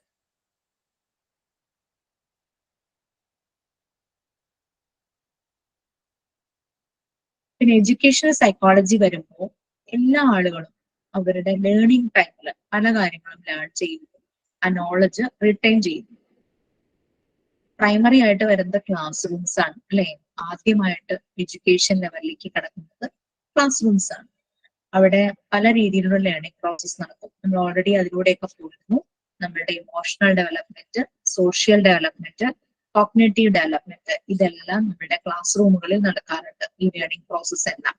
കാരണം വീട്ടിലെക്കാളും കൂടുതൽ അവരുടെ പ്രഷ്യസ് ടൈം അവർ വരുന്നത് ക്ലാസ് റൂംസിലാണ്. എഡ്യൂക്കേഷണൽ സൈക്കോളജി അതുകൊണ്ട് വളരെ ഇമ്പോർട്ടന്റ് ആണ്. So teachers should know about this field എന്നാണ് പറയുന്നത്. ടീച്ചേഴ്സ് ഇത് നല്ലപോലെ മനസ്സിലാക്കണം. അതുകൊണ്ട് അവരുടെ പല പ്രിൻസിപ്പിൾസും അവരുടെ സബ്ജക്റ്റിലേക്ക് അവരുടെ ട്രെയിനിങ് സമയത്ത് കൊടുക്കാറുണ്ട്, ട്രെയിനിങ് കോഴ്സിന്റെ ഭാഗമായിട്ട്. അപ്പോൾ ഈ 2 പാരഗ്രാഫ് എന്തെങ്കിലും റിലേറ്റ് ചെയ്യാനുണ്ടോ നിങ്ങൾക്ക്? കാരണം എന്തുകൊണ്ട് നമ്മൾ എഡ്യൂക്കേഷണൽ സൈക്കോളജി, നമ്മൾ സൈക്കോളജിയുടെ പ്രിൻസിപ്പിൾസ് അറിഞ്ഞിരിക്കണം എന്നുള്ളതാണ് പറഞ്ഞു വരുന്നത്. ടീച്ചേഴ്സ് അല്ലെങ്കിൽ ഫെസിലിറ്റേറ്റേഴ്സ്, ട്രെയിനേഴ്സ് എല്ലാം എന്തുകൊണ്ട് ഈ പ്രിൻസിപ്പിൾസ് മനസ്സിലാക്കണം? കാരണം ഇത് ഹ്യൂമൻ ബിഹേവിയറിന്റെ സ്റ്റഡിയാണ്, അല്ലെ? സയന്റിഫിക് സ്റ്റഡിയാണ് മൈൻഡ് ആൻഡ് ബിഹേവിയർ. അപ്പൊ അതുള്ള ഒരു കുഞ്ഞുങ്ങളെയാണ് നമ്മൾ വലിയ അഡൽട്ട്സ് ആയിട്ട് മാറുന്ന കുഞ്ഞുങ്ങളാണ് നമ്മളുടെ കയ്യിലുള്ളത്. So we should know the principles of psychology, mainly educational psychology. So next, anything എന്തെങ്കിലും ആഡ് ചെയ്യാൻ ആർക്കെങ്കിലും ഉണ്ടോ? കൺഫ്യൂഷൻ ഉണ്ടോ സൈക്കോളജിയെ കുറിച്ച്? എന്തിന് പഠിക്കണം എന്നൊരു കൺഫ്യൂഷൻ ഉണ്ടോ? എല്ലാരും ഇത് പഠിക്കുന്നത് നല്ലതാണ്. മാം ഈ വെക്കുന്നുണ്ട് ഒക്കെ ഉണ്ടാവുമ്പോ വരുന്ന ഏതാ പെട്ടെന്ന് എന്തെങ്കിലും എന്തെങ്കിലും ഷോക്ക് വരുമ്പോഴൊക്കെ ഇത് ആ. അപ്ലൈ ചെയ്താൽ ഓക്കെ ആവും? ഷോക്ക് മീൻസ് എന്തെങ്കിലും സ്ട്രെസ് ആണോ? ഏതെങ്കിലും സിറ്റുവേഷനിൽ നമുക്ക് നമ്മൾ പേടിക്കുന്ന രീതിയിലുള്ള എന്തെങ്കിലും കാണോ അങ്ങനെ? അതെ, കാരണം എന്താണെന്ന് വെച്ചാൽ ഈവൻ അപ്പൊ ഹോസ്പിറ്റലിലൊക്കെ കുറെ ദിവസം നിന്നപ്പോ എനിക്ക് ഫീൽ ചെയ്ത കാര്യം എന്താണെന്ന് വെച്ച് കഴിഞ്ഞാൽ അവിടെ നമ്മളുടെ മൈൻഡ് വേറെ ആയിരിക്കുമല്ലോ. അപ്പൊ നമ്മളെ ഒന്ന് സൂത്തം ചെയ്യുന്ന രീതിയിൽ അവിടുത്തെ സ്റ്റാഫുകളൊക്കെ വരും. അതൊക്കെ ഇതിന്റെ ഒരു അപ്ലൈഡ് സൈക്കോളജിയുടെ ഭാഗമായിരിക്കും. നമ്മൾ സ്ട്രെസ്സിലാണോ അപ്പൊ അങ്ങനെ മീൻസ് പേഷ്യന്റിന്റെ അടുത്താണെങ്കിലും ഈവൻ കെയർ ഗീവർക്ക് അവർ ഭയങ്കര ഇമ്പോർട്ടൻസ് കൊടുത്തിരുന്നു. കെയർ ഗീവറുടെ ഹെൽത്ത് അവർക്ക് ഭയങ്കര ഇമ്പോർട്ടൻസ് ആയിരുന്നു. ഡയറ്റ് ഫുഡ് ആയിരുന്നു ഹസ്ബൻഡിനുണ്ടായിരുന്നത്. ബൈസ്റ്റാൻഡർ ഒക്കെ എന്തും കഴിക്കാം, പക്ഷേ അവര് നിർബന്ധമായും നമ്മളിപ്പോ എന്തെങ്കിലും ഓർഡർ ചെയ്താൽ പോലും അവര് എന്നും നിർബന്ധമായിട്ട് ലഞ്ചിന്റെ കൂടെ നമുക്ക് ഫ്രൂട്ട്സ് തന്നിടും ബൈസ്റ്റാൻഡർക്ക്. അപ്പൊ കെയർ ഗീവർ അത്രയും ഹെൽത്തി ആയിട്ടിരിക്കണം, ഒട്ടും മെന്റലി ഫിസിക്കലി ഒന്നും വീക്ക് ആവരുത്. എല്ലാ ഹോസ്പിറ്റലുകളുടെ രീതികളൊക്കെ മാറിക്കൊണ്ടിരിക്കുമല്ലേ. അതുപോലെ എന്ത് കാര്യത്തിനും നമ്മളുടെ അടുത്ത് വരും. എന്തെങ്കിലും പ്രശ്നം അവിടെ കോൾ ചെയ്യാനുള്ള സംവിധാനങ്ങളൊക്കെ ഉണ്ട്, എന്നാലും അവർ വന്നുകൊണ്ടിരിക്കും. എന്തെങ്കിലും പ്രശ്നമുണ്ടോ അങ്ങനെ ചോദിച്ചിട്ട് നമ്മൾ ഉറങ്ങുന്ന സമയത്ത് നമ്മൾ ഒട്ടും ഡിസ്റ്റർബ് ചെയ്യില്ല. ഈവൻ ഡോക്ടർ വന്നാൽ പോലും പേഷ്യന്റ് ഉറങ്ങുവാണെങ്കിൽ വിളിക്കുമോ, ഡോക്ടർ തിരിച്ചു പോകും, പിന്നെ വരും. അങ്ങനത്തെ ഒക്കെ ഒരു രീതികളായിരുന്നു. ഞാൻ പറയുന്നത് ഇടയ്ക്ക് നിങ്ങൾക്ക് കേൾക്കുന്നില്ലേ? രാഖി അങ്ങനെ മെസ്സേജ് ഇട്ടു. കേൾക്കാം മാം. ഓക്കെ, സോ ഇതിന്റെ ഇമ്പോർട്ടൻസ് എല്ലായിടത്തും ഉണ്ട്. ഈവൻ നമുക്ക് വീട്ടിലൊരു ഇഷ്യൂ വന്നാൽ നമ്മൾ ഇത് നല്ലപോലെ മനസ്സിലാക്കി നിൽക്കുന്ന ഒരാളാണെങ്കിൽ നമുക്ക് അപ്ലൈ ചെയ്യാം. ആവശ്യമില്ലാത്തടത്ത് അപ്ലൈ ചെയ്യരുത്, നമുക്ക് അപ്ലൈ ചെയ്യാം അവിടെ. കാരണം എല്ലാ മനുഷ്യരിലും ഇത് ഈ ഓരോ കാര്യം ഇതിന്റെ ആപ്ലിക്കേഷൻസ് വരുന്നുണ്ട്. ഒരുപക്ഷെ നമ്മൾ ഇതൊന്നും പഠിക്കാതെ തന്നെ നമ്മളുടെ ചില രീതികൾ വെച്ച് തന്നെ നമ്മൾ ഹാൻഡിൽ ചെയ്യാറുണ്ടല്ലോ. ഓക്കെ, നെക്സ്റ്റ് ഡെവലപ്മെന്റ് സൈക്കോളജിയെ കുറിച്ചുള്ള കാര്യമാണ് നെക്സ്റ്റ് പാരഗ്രാഫിൽ വരുന്നത്. അതൊരു വാസ്റ്റ് ആയിട്ടുള്ള കാര്യമാണ്. അത് ഈ ഒരു പാരഗ്രാഫിൽ നമ്മൾ പഠിക്കേണ്ടതല്ല, അത് ഞാൻ പറയാം, നിങ്ങൾ അതൊന്ന് വായിച്ചോളൂ ആ പാരഗ്രാഫ്.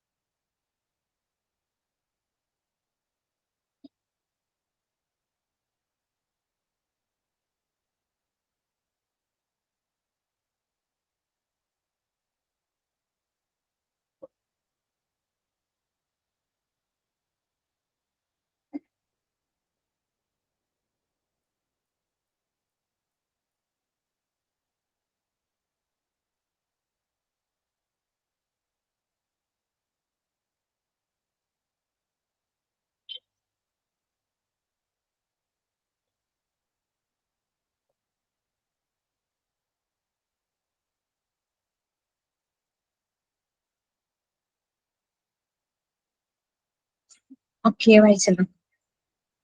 ഡെവലപ്മെന്റൽ സൈക്കോളജിയാണ്. നമ്മള് പഠിച്ചിരുന്നു അല്ലെ, ഗ്രോത്ത് ആൻഡ് ഡെവലപ്മെന്റ്. അതിന്റെ രണ്ടും കമ്പയർ ചെയ്ത് നമ്മൾ പഠിച്ചു.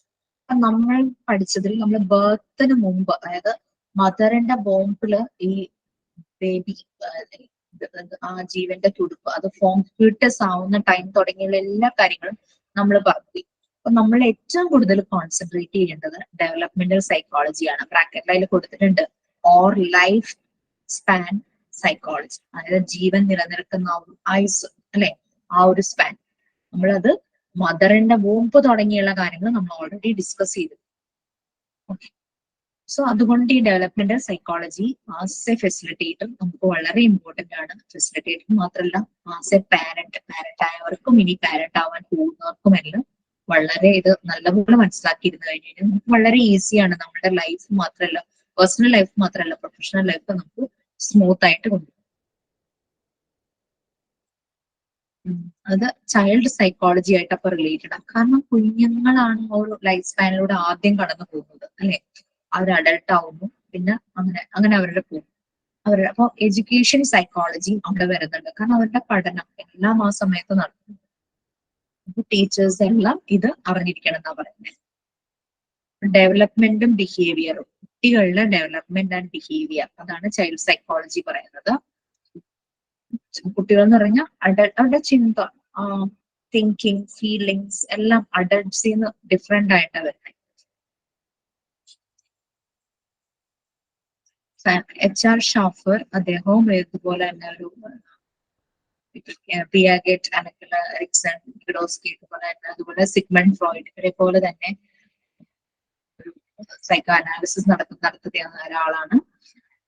Scientific study of children's behaviour and development, അതാണ് പറയുന്നത് ഈ ഡെവലപ്മെന്റ് സൈക്കോളജി എന്ന് പറയുന്നത്. ഇതൊരു സയന്റിഫിക് അപ്രോച്ച് തന്നെയാണ്. നമ്മൾ ഓൾറെഡി സൈക്കോളജിയെ കുറിച്ച് അങ്ങനെ തന്നെയാണ് പറഞ്ഞത്. Scientific study of the mind and behaviour. ഇതിനകത്ത് കുട്ടികളുടെ കാര്യമാകുമ്പോൾ തുടക്കത്തിൽ നമുക്ക് ഗ്രോത്ത് വരും, അവരിലുണ്ടാകുന്ന ചേഞ്ചസ്, അവരിലെ കൺസിസ്റ്റൻസി, ചില കാര്യങ്ങളിൽ അവർ അതിൽ തന്നെ സ്റ്റിക്ക് ഓൺ ചെയ്ത് നിൽക്കും, അവരുടെ consistency through out the life span. ഇപ്പം ചില ഒരു ബിഹേവിയർ ഉണ്ടെങ്കിൽ, ഒരു ഹാബിറ്റ് ഉണ്ടെങ്കിൽ അതിന് കൺസിസ്റ്റന്റ് ആയിട്ട് തന്നെ ആ കുട്ടിക്ക് വരുന്നു, അങ്ങനെ വരും. പിന്നെ ഡെവലപ്മെന്റ് സൈക്കോളജി എക്സാമിൻ ചെയ്യുന്നു എങ്ങനെയാണ് അവരുടെ തിങ്കിങ്, അവരുടെ ഫീലിങ്സ് എങ്ങനെയാണ്, അതുപോലെ ബിഹേവിയർ എങ്ങനെയാണ് through out the life span. എന്തെല്ലാമാണ് ഒരു എയിം ചെയ്യുന്നത്, ഗ്രോത്ത് എക്സ്പ്ലെയിൻ ചെയ്യുന്നത്. ഡെവലപ്മെന്റ് സൈക്കോളജിയുടെ ഒരു അപ്രോച്ച് എന്ന് പറയുന്നത് ഇറ്റ് എക്സ്പ്ലെയിൻസ് ഗ്രോത്ത്, പിന്നെ ചേഞ്ച്, അവരിലുണ്ടാകുന്ന ചേഞ്ച്, ഫിസിക്കൽ, മെന്റൽ എല്ലാ ചേഞ്ചസും, പിന്നെ consistency through the life span. ചില ഹാബിറ്റ്സ്, ചില കാര്യങ്ങളിൽ അവര് വളരെ കൺസിസ്റ്റന്റ് ആയിരിക്കും. പിന്നെ ഡെവലപ്മെന്റ് സൈക്കോളജി എക്സാമിൻസ്, അത് എക്സാമിൻ ചെയ്യുന്നത് എങ്ങനെയാണ് കുട്ടികൾ തിങ്ക് ചെയ്യുന്നത്, ഹൗ ദേ ആർ തിങ്കിങ്, അവരുടെ ഫീലിങ്സ് എങ്ങനെയാണ്, അവരുടെ ബിഹേവിയറൽ ചേഞ്ച്, ബിഹേവിയറൽ പാറ്റേൺ, ആ ചേഞ്ച് എങ്ങനെയാണ് through out a person's life. ശരിക്കും വൈഡ് റേഞ്ചിലാണ് ഡെവലപ്മെന്റ് സൈക്കോളജി പോകുന്നത്. അതായത് കുട്ടികൾക്ക് ഫിസിക്കലി ഉണ്ടാകുന്ന കാര്യങ്ങളും സോഷ്യലി ഉണ്ടാകുന്ന കാര്യങ്ങളും ചേഞ്ചസും, ഇമോഷൻ അതിലുണ്ടാകുന്ന ചേഞ്ചസ്, പിന്നെ അവരുടെ കോഗ്നിറ്റീവ് പ്രോസസ്, അവരുടെ ബുദ്ധി, ആ ഒരു തിങ്കിങ് ആൻഡ് റീസണിങ്, ഇതെല്ലാം അങ്ങനെ വൈഡ് റേഞ്ചിലാണ് ഇതിന്റെ സ്റ്റഡീസ് പോകുന്നത്. പിന്നെ നമുക്കറിയാം മെച്യൂരിറ്റി, ഒരു വ്യക്തി മെച്യൂർ ആവുക എന്ന് പറഞ്ഞു കഴിഞ്ഞാൽ എന്തായിരിക്കും ശരിക്കും ഉദ്ദേശിക്കുന്നത്? എന്താ മെച്യൂർ ആയി എന്നൊക്കെ പറയില്ലേ, അതിനെന്താ പറയുക? ചിലപ്പോ ഫിസിക്കൽ ചേഞ്ചസ് കൊണ്ട് പറയാം, അല്ലെങ്കിൽ ബിഹേവിയർ കൊണ്ട് പറയാം. ചില പെരുമാറ്റം കാണുമ്പോൾ കുട്ടി നല്ല മെച്യൂർ ആണ്, ചിലപ്പോൾ പറയും പ്രായത്തെക്കാൾ കൂടിയ മെച്യൂരിറ്റി തോന്നും അതിന്റെ പെരുമാറ്റം കാണുമ്പോൾ എന്നൊക്കെ പറയാറില്ലേ. പിന്നെ ആ ഒരു ശരീരത്തിന്റെ പ്രകൃതം കാണുമ്പോൾ അത് മെച്യൂർ ആയി, ആ ഒരു രീതിയിലും പറയുന്നത്. പിന്നെ സൈക്കോളജിക്കൽ ഗ്രോത്ത്, അതും ഈ മെച്യൂരിറ്റിയെ മെച്യൂരിറ്റി എന്ന് പറയുന്നത് മെഷർ ചെയ്യുന്ന ചില ടേംസ് ആണ്. ഫിസിക്കൽ, അതുപോലെ തന്നെ ബിഹേവിയറൽ, സൈക്കോളജിക്കൽ ഗ്രോത്ത്, ഇതെല്ലാം മെച്യൂരിറ്റി എന്നുള്ളതിനെ വെച്ച് അത് വെച്ച് മെഷർ ചെയ്യുന്നതാണ്.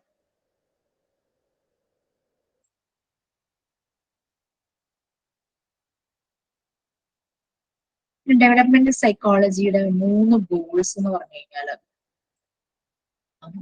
Describe, explain and optimise. Describe ചെയ്യാം, ഡെവലപ്മെന്റ് ഇസ് നെസസറി ടു, രണ്ട്, അതായത് ചേഞ്ചസ് വരുന്നു ഇവരുടെ രീതികളിൽ, ഇൻഡിവിജ്വൽ ആയിട്ടുള്ള ചേഞ്ചസ് വരുന്നു. പിന്നെ അല്ലാതെ ചില പാറ്റേൺസ്, ലൈക്ക്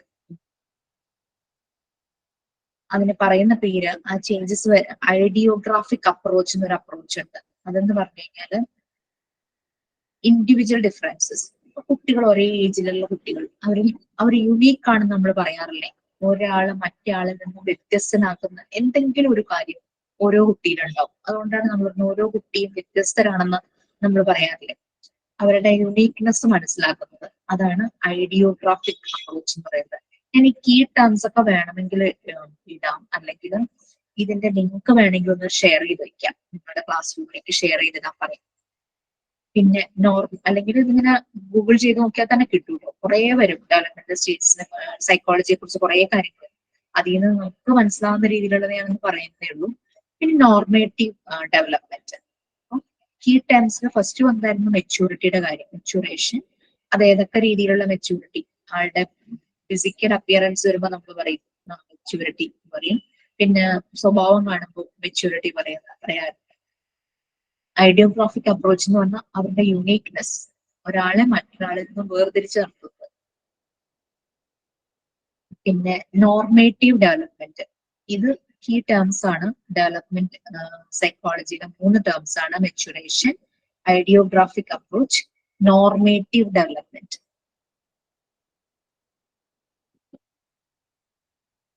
ഇത് ഒരു ടിപ്പിക്കൽ സീക്വൻസ് ആണ്, timing of development mile stones. അതായത് എല്ലാ ആളുകളും എക്സ്പീരിയൻസ് ചെയ്യുന്നത്, നമ്മൾ എത്രത്തോളം മനുഷ്യർ നമ്മളുടെ ഏരിയയിലുണ്ട്, അവരെല്ലാം കടന്നു പോകുന്ന, നമ്മൾ പറഞ്ഞല്ലോ ആദ്യം ശിശു, പിന്നെ കുട്ടിയായി, പിന്നെ അത് കഴിഞ്ഞ് ബാല്യം, കൗമാരം, യൗവനം എന്നൊക്കെ പറഞ്ഞ് നമ്മൾ മൈൽ സ്റ്റോൺസ് പറയുമല്ലോ. നമ്മൾ ഇതിൽ തന്നെ പറഞ്ഞില്ലേ, പ്രീ സ്റ്റേജ്, അങ്ങനെ ഓരോരോ സ്റ്റേജ് പറഞ്ഞു. അഡൾട്ട് ആവും, അഡോൾസൻസിലേക്ക് എത്തുന്നു, അഡൾട്ട് ആവും, അങ്ങനെയുള്ള ആ ഒരു സ്റ്റേജ്, ആ ഒരു ഡെവലപ്മെന്റ് മൈൽ സ്റ്റോൺ ആണ് നോർമേറ്റീവ് ഡെവലപ്മെന്റ്. ആ രീതിയിൽ ഡെവലപ്പ് ചെയ്യുന്നത് ഒരു ലൈഫ് സ്പാനിൽ കുഞ്ഞായി, പിന്നെ വലിയ കുട്ടിയായി, ടീനേജിലേക്ക് വന്നു, പിന്നെ അഡൾട്ടായി, അങ്ങനെ പോകുന്ന അതാണ് നോർമേറ്റീവ് ഡെവലപ്മെന്റ് എന്ന് പറയുന്നത്. എല്ലാ ആളുകളും കടന്നു പോകുന്ന സ്റ്റേജ്, അതാണ് നോർമേറ്റീവ് ഡെവലപ്മെന്റ്. ഡെവലപ്മെന്റ് സൈക്കോളജിയിലെ 3 ഗോൾസ് ആണ്: describe, explain, optimise. Describe the development, explain development, optimise development. Describe development എന്ന് പറഞ്ഞു കഴിഞ്ഞാൽ ഈ ചേഞ്ചസ് മനസ്സിലാക്കുക. അതായത് നോർമേറ്റീവ് ഡെവലപ്മെന്റ് എന്തായിരുന്നു? എല്ലാ മനുഷ്യരും കടന്നു പോകുന്ന മൈൽ സ്റ്റോൺസ്, ബാല്യം, കൗമാരം, യൗവനം എന്നൊക്കെ പറഞ്ഞ് കടന്നു പോലെ ആ ഒരു മൈൽ സ്റ്റോൺസ് ആണ് നോർമേറ്റീവ് ഡെവലപ്മെന്റ് എന്ന് പറയുന്നത്. അതും നമ്മൾ ആദ്യം പറഞ്ഞില്ലേ, ഐഡിയോഗ്രാഫിക് ഡെവലപ്മെന്റ്, അതായത് ഓരോ മനുഷ്യരിലും അവനവനെ വ്യത്യസ്തനാക്കുന്ന. ഇപ്പൊ ആൽഫയിലൊന്നുണ്ടാവും, ആരിഫയിലുണ്ടാവും, ദീപ്തിയിലുണ്ടാവും, ജ്യോതിയിലുണ്ടാവും. അങ്ങനെ ഓരോ മനുഷ്യരിലും വ്യത്യസ്തനാക്കുന്ന എന്തെങ്കിലും, ചിലപ്പോൾ ശബ്ദമായിരിക്കാം, ചിലപ്പോൾ അവരുടെ സംസാര രീതിയായിരിക്കാം, അല്ലെങ്കിൽ ഒരാൾ പാട്ട് പാടുന്നു, നല്ല പാട്ട്, അങ്ങനെ എന്തെങ്കിലുമൊക്കെ നമ്മളെ വ്യത്യസ്തനാക്കുന്ന, അല്ലെങ്കിൽ നമ്മളുടെ എന്തെങ്കിലും മാനറിസം ആയിരിക്കാം, നമ്മളെ യുണീക്ക് ആക്കുന്ന എന്തെങ്കിലും കാര്യം. ഇത് രണ്ടും തമ്മിലുള്ള ആ ഒരു ചേഞ്ചസ്, പാറ്റേൺ ഓഫ് ചേഞ്ച്, അതാണ് ഡിസ്ക്രൈബ് ഡെവലപ്മെന്റിൽ വരുന്നത്.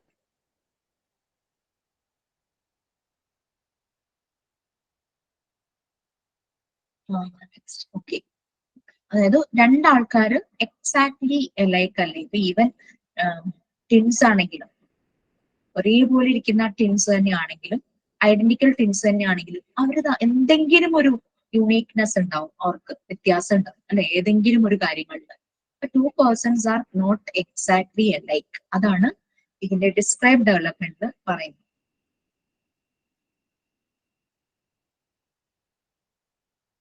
ഈ ഡെവലപ്മെന്റ് സൈക്കോളജിയിൽ വരുന്ന ഒരു കാര്യമാണ് കണ്ടിന്യൂറ്റി വേഴ്സ് ഡിസ്കണ്ടിന്യൂറ്റി.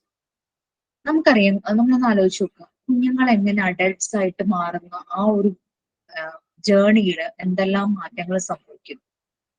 നമുക്ക് പ്രെഡിക്റ്റ് ചെയ്യാൻ പറ്റുന്ന ഒരു പാറ്റേൺ ആണെന്ന് നമുക്ക് മുഴുവനായിട്ട് പറയാൻ പറ്റില്ല.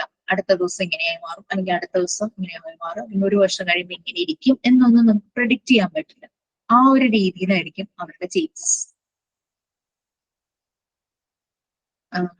ചില സമയത്ത് ഗ്രാജുവൽ ചേഞ്ചസ് ആയിരിക്കും, ചില സമയത്ത് ഭയങ്കര എന്താ പറയാ അബ്രപ്റ്റ് ചേഞ്ചസ് ആയിരിക്കും. ചിലപ്പോൾ പതുക്കെയുള്ള ചേഞ്ചസ് വരാം, ചിലപ്പോൾ സ്പീഡായിട്ടുള്ള ചേഞ്ചസ് വരാം. ആ ചില കുട്ടികളിൽ അവർ ചില കാര്യങ്ങൾ സ്പീഡായിട്ട് മാറും, ചില കുട്ടികളിൽ പതുക്കെ ആയിരിക്കും ചില കാര്യങ്ങൾ ഉണ്ടാവും. അത് ഇത് സംസാരിക്കുന്നത് എല്ലാ കുട്ടികളും ഒരേ ടൈമിൽ 3 മാസമായി, അപ്പോ ചിലപ്പോ ഇപ്പൊ തന്നെ കമിഴ്ന്ന് വീണു, അങ്ങനെ എല്ലാ കുട്ടികളും ചിലപ്പോൾ ചില ഡിലേ ഉണ്ടാവും. അല്ലെങ്കിൽ ചിലര് 8 മാസമായപ്പോ ഇരുന്നു, അല്ലെങ്കിൽ 8 മാസമായപ്പോ പിടിച്ചു നിന്നു. അത് നമുക്ക് എല്ലാ കുട്ടികളിലും ആ സെയിം പാറ്റേൺ തന്നെ ആവണമെന്നില്ല അല്ലെ. ചിലരിൽ അത് ഗ്രാജുവൽ ആയിരിക്കും, ചിലരിൽ സ്പീഡി ആയിട്ട് നടക്കും, ചിലരിൽ സ്ലോ ആയിട്ട് നടക്കും. ഈ നോർമേറ്റീവ് ഡെവലപ്മെന്റ് എന്ന് പറയുന്നത് നമ്മൾ എല്ലാ മനുഷ്യരും കടന്നു പോകുന്ന മൈൽ സ്റ്റോൺ പാറ്റേൺ ആണെന്ന് പറഞ്ഞു. അത് നോക്കുമ്പോൾ കണ്ടിന്യൂസ് ആയിട്ടുള്ള ഒരു പാറ്റേൺ ആണ്. പിന്നെ കുട്ടികൾ എന്ന് പറഞ്ഞു കഴിഞ്ഞാൽ അവർ കുറെ ഭയങ്കര സ്കിൽഫുൾ ആയിരിക്കും, തിങ്കിങ്ങിലും സംസാരിക്കുന്നതിലും ആക്ടിങ്ങിലും. അങ്ങനെ കുട്ടികളുടെ ചില കാര്യങ്ങൾ അവർ പറയില്ലേ, ഓ ഭയങ്കര ബുദ്ധിയാ, അങ്ങനെ ചില കുട്ടികളെ പറ്റി പറയാറില്ലേ. അപ്പൊ അവർ ഭയങ്കര സ്കിൽഫുൾ ആയിരിക്കും, അവർക്ക് ഭയങ്കര സ്കില്ലായിരിക്കും. നമ്മൾ ചിന്തിക്കാത്ത രീതിയിൽ അവർ ചില കാര്യങ്ങൾ ഭയങ്കര സ്കില്ലായിട്ട് ചെയ്യുന്നതാണ്. ഗിഫ്റ്റഡ് ചൈൽഡ് ആണോ ടീച്ചർ? ഏതാ? എല്ലാവരുടെയും കാര്യത്തില്. പറയല്ലോ. അതെ അതെ, ഗിഫ്റ്റഡ് ചൈൽഡ്. ഇവൻ ഡിഫറെന്റ്ലി ഏബിൾഡ് ആയിട്ടുള്ള കുട്ടികളിലെ ചില പെർസെന്റേജ് ഉള്ളവരെ നോക്കുമ്പോൾ അവരുടെ ചില സ്കില്ല് നമുക്ക് വിശ്വസിക്കാൻ പറ്റാത്ത രീതിയിലുള്ള ചില സ്കിൽസ് നമുക്ക് കാണാനായിട്ട് പറ്റിയായിരിക്കും ഇവൻ അങ്ങനെ വരുന്ന കുട്ടികളിൽ പോലും. അതാണ് കുട്ടികളില് ചില കാര്യങ്ങളിൽ ഭയങ്കര സ്കില്ലായിരിക്കും എന്ന് പറയുന്നത്, അവരുടെ തിങ്കിങ്ങും ടോക്കിങ്ങും എല്ലാം. ഞാൻ ഒരു കുട്ടിയുടെ അടുത്ത് പോയിട്ടുണ്ടായിരുന്നു. ആ കുട്ടി ബൈ ബർത്ത് അതിന് സംഭവിച്ചത്, മീൻസ് ഡെലിവറി സമയത്ത് ഒരു കോംപ്ലിക്കേഷൻ കൊണ്ട് സംഭവിച്ചതാണ്. കുട്ടി നടക്കൊന്നുമില്ല, കുട്ടി എപ്പോഴും എടുത്തുകൊണ്ട് തന്നെ പോകണം, അല്ലെങ്കിൽ വീൽ ചെയർ ആണെങ്കിൽ ബാക്ക് സപ്പോർട്ട് ഒന്നുമില്ല, അതിങ്ങനെ ഊർന്നു പോകും. അപ്പൊ വീൽ ചെയറിൽ അവരെ ബെൽറ്റ് വെച്ച് കെട്ടി സെക്യൂർ ചെയ്ത കുട്ടിയെ നടക്കും. സംസാരിക്കില്ല, പക്ഷെ എന്തൊക്കെയോ ശബ്ദങ്ങൾ പുറപ്പെടുവിക്കും. പക്ഷെ ഈ കുട്ടിക്ക് എന്ന് പറഞ്ഞു കഴിഞ്ഞാല് ഒരു കാര്യം പറഞ്ഞു കഴിഞ്ഞാൽ പെട്ടെന്ന് മനസ്സിലാവും. അത് അതിന്റെ ആക്ഷനിലൂടെ നമുക്ക് മനസ്സിലാവും, പെട്ടെന്ന് അത് ക്യാച്ച് ചെയ്യും. അതിന് പറയാൻ പറ്റുന്നതേ ഉള്ളൂ, പക്ഷെ അത് പെട്ടെന്ന് അത് മനസ്സിലാക്കും. ഒരാളെ ഇൻട്രൊഡ്യൂസ് ചെയ്യുമ്പോൾ അതിന് സെക്കൻഡ് ടൈം പിന്നെ കാണുമ്പോൾ അതിനറിയാം ഇന്ന വ്യക്തിയാണ്. പറയാൻ അറിയില്ലെങ്കിലും അതിന്റെ ആക്ഷൻസിലൂടെ നമുക്ക് മനസ്സിലാക്കും. അപ്പൊ ഞാനൊരു 1 hour മുകളിൽ ആ കുട്ടിയുടെ അടുത്ത് സ്പെൻഡ് ചെയ്തു. ആദ്യമായിട്ട് ചെന്ന സമയത്ത് 1 hour മുകളിൽ സ്പെൻഡ് ചെയ്ത് കഴിഞ്ഞ് പോകാൻ തുടങ്ങിയപ്പം അതെന്റെ കൈ പിടിച്ച് വലിച്ചു. പക്ഷെ അതിൻ്റെതായ ലാംഗ്വേജിൽ അത് പറയും, പോകണ്ടെന്ന് പറഞ്ഞ് നമ്മളെ ഇതാക്കുന്നത്. അപ്പൊ അങ്ങനെ അവരുടെ ഒരു തിങ്കിങ്, അവര് വന്നിരിക്കുന്ന അവന് വേണ്ടിയിട്ട് ടൈം സ്പെൻഡ് ചെയ്യാനാണ് വന്നതെന്നൊക്കെ മനസ്സിലാക്കിയിട്ട് അങ്ങനെയൊക്കെയുള്ള ഒരു പെരുമാറ്റം. ഇഷ്ടപ്പെട്ടില്ലെങ്കിൽ അവരത് ഇഷ്ടപ്പെട്ടിട്ടാന്ന് കാണിക്കുകയും ചെയ്യും, അങ്ങനത്തെ ഒക്കെ രീതിയിൽ. അപ്പൊ കുട്ടികളിൽ ആ ഒരു തിങ്കിങ് പ്രോപ്പറായിട്ട് നടക്കണ്ടാവും അവർ ഏതൊരു ഇതിലാണെങ്കിലും certain കേസസിൽ.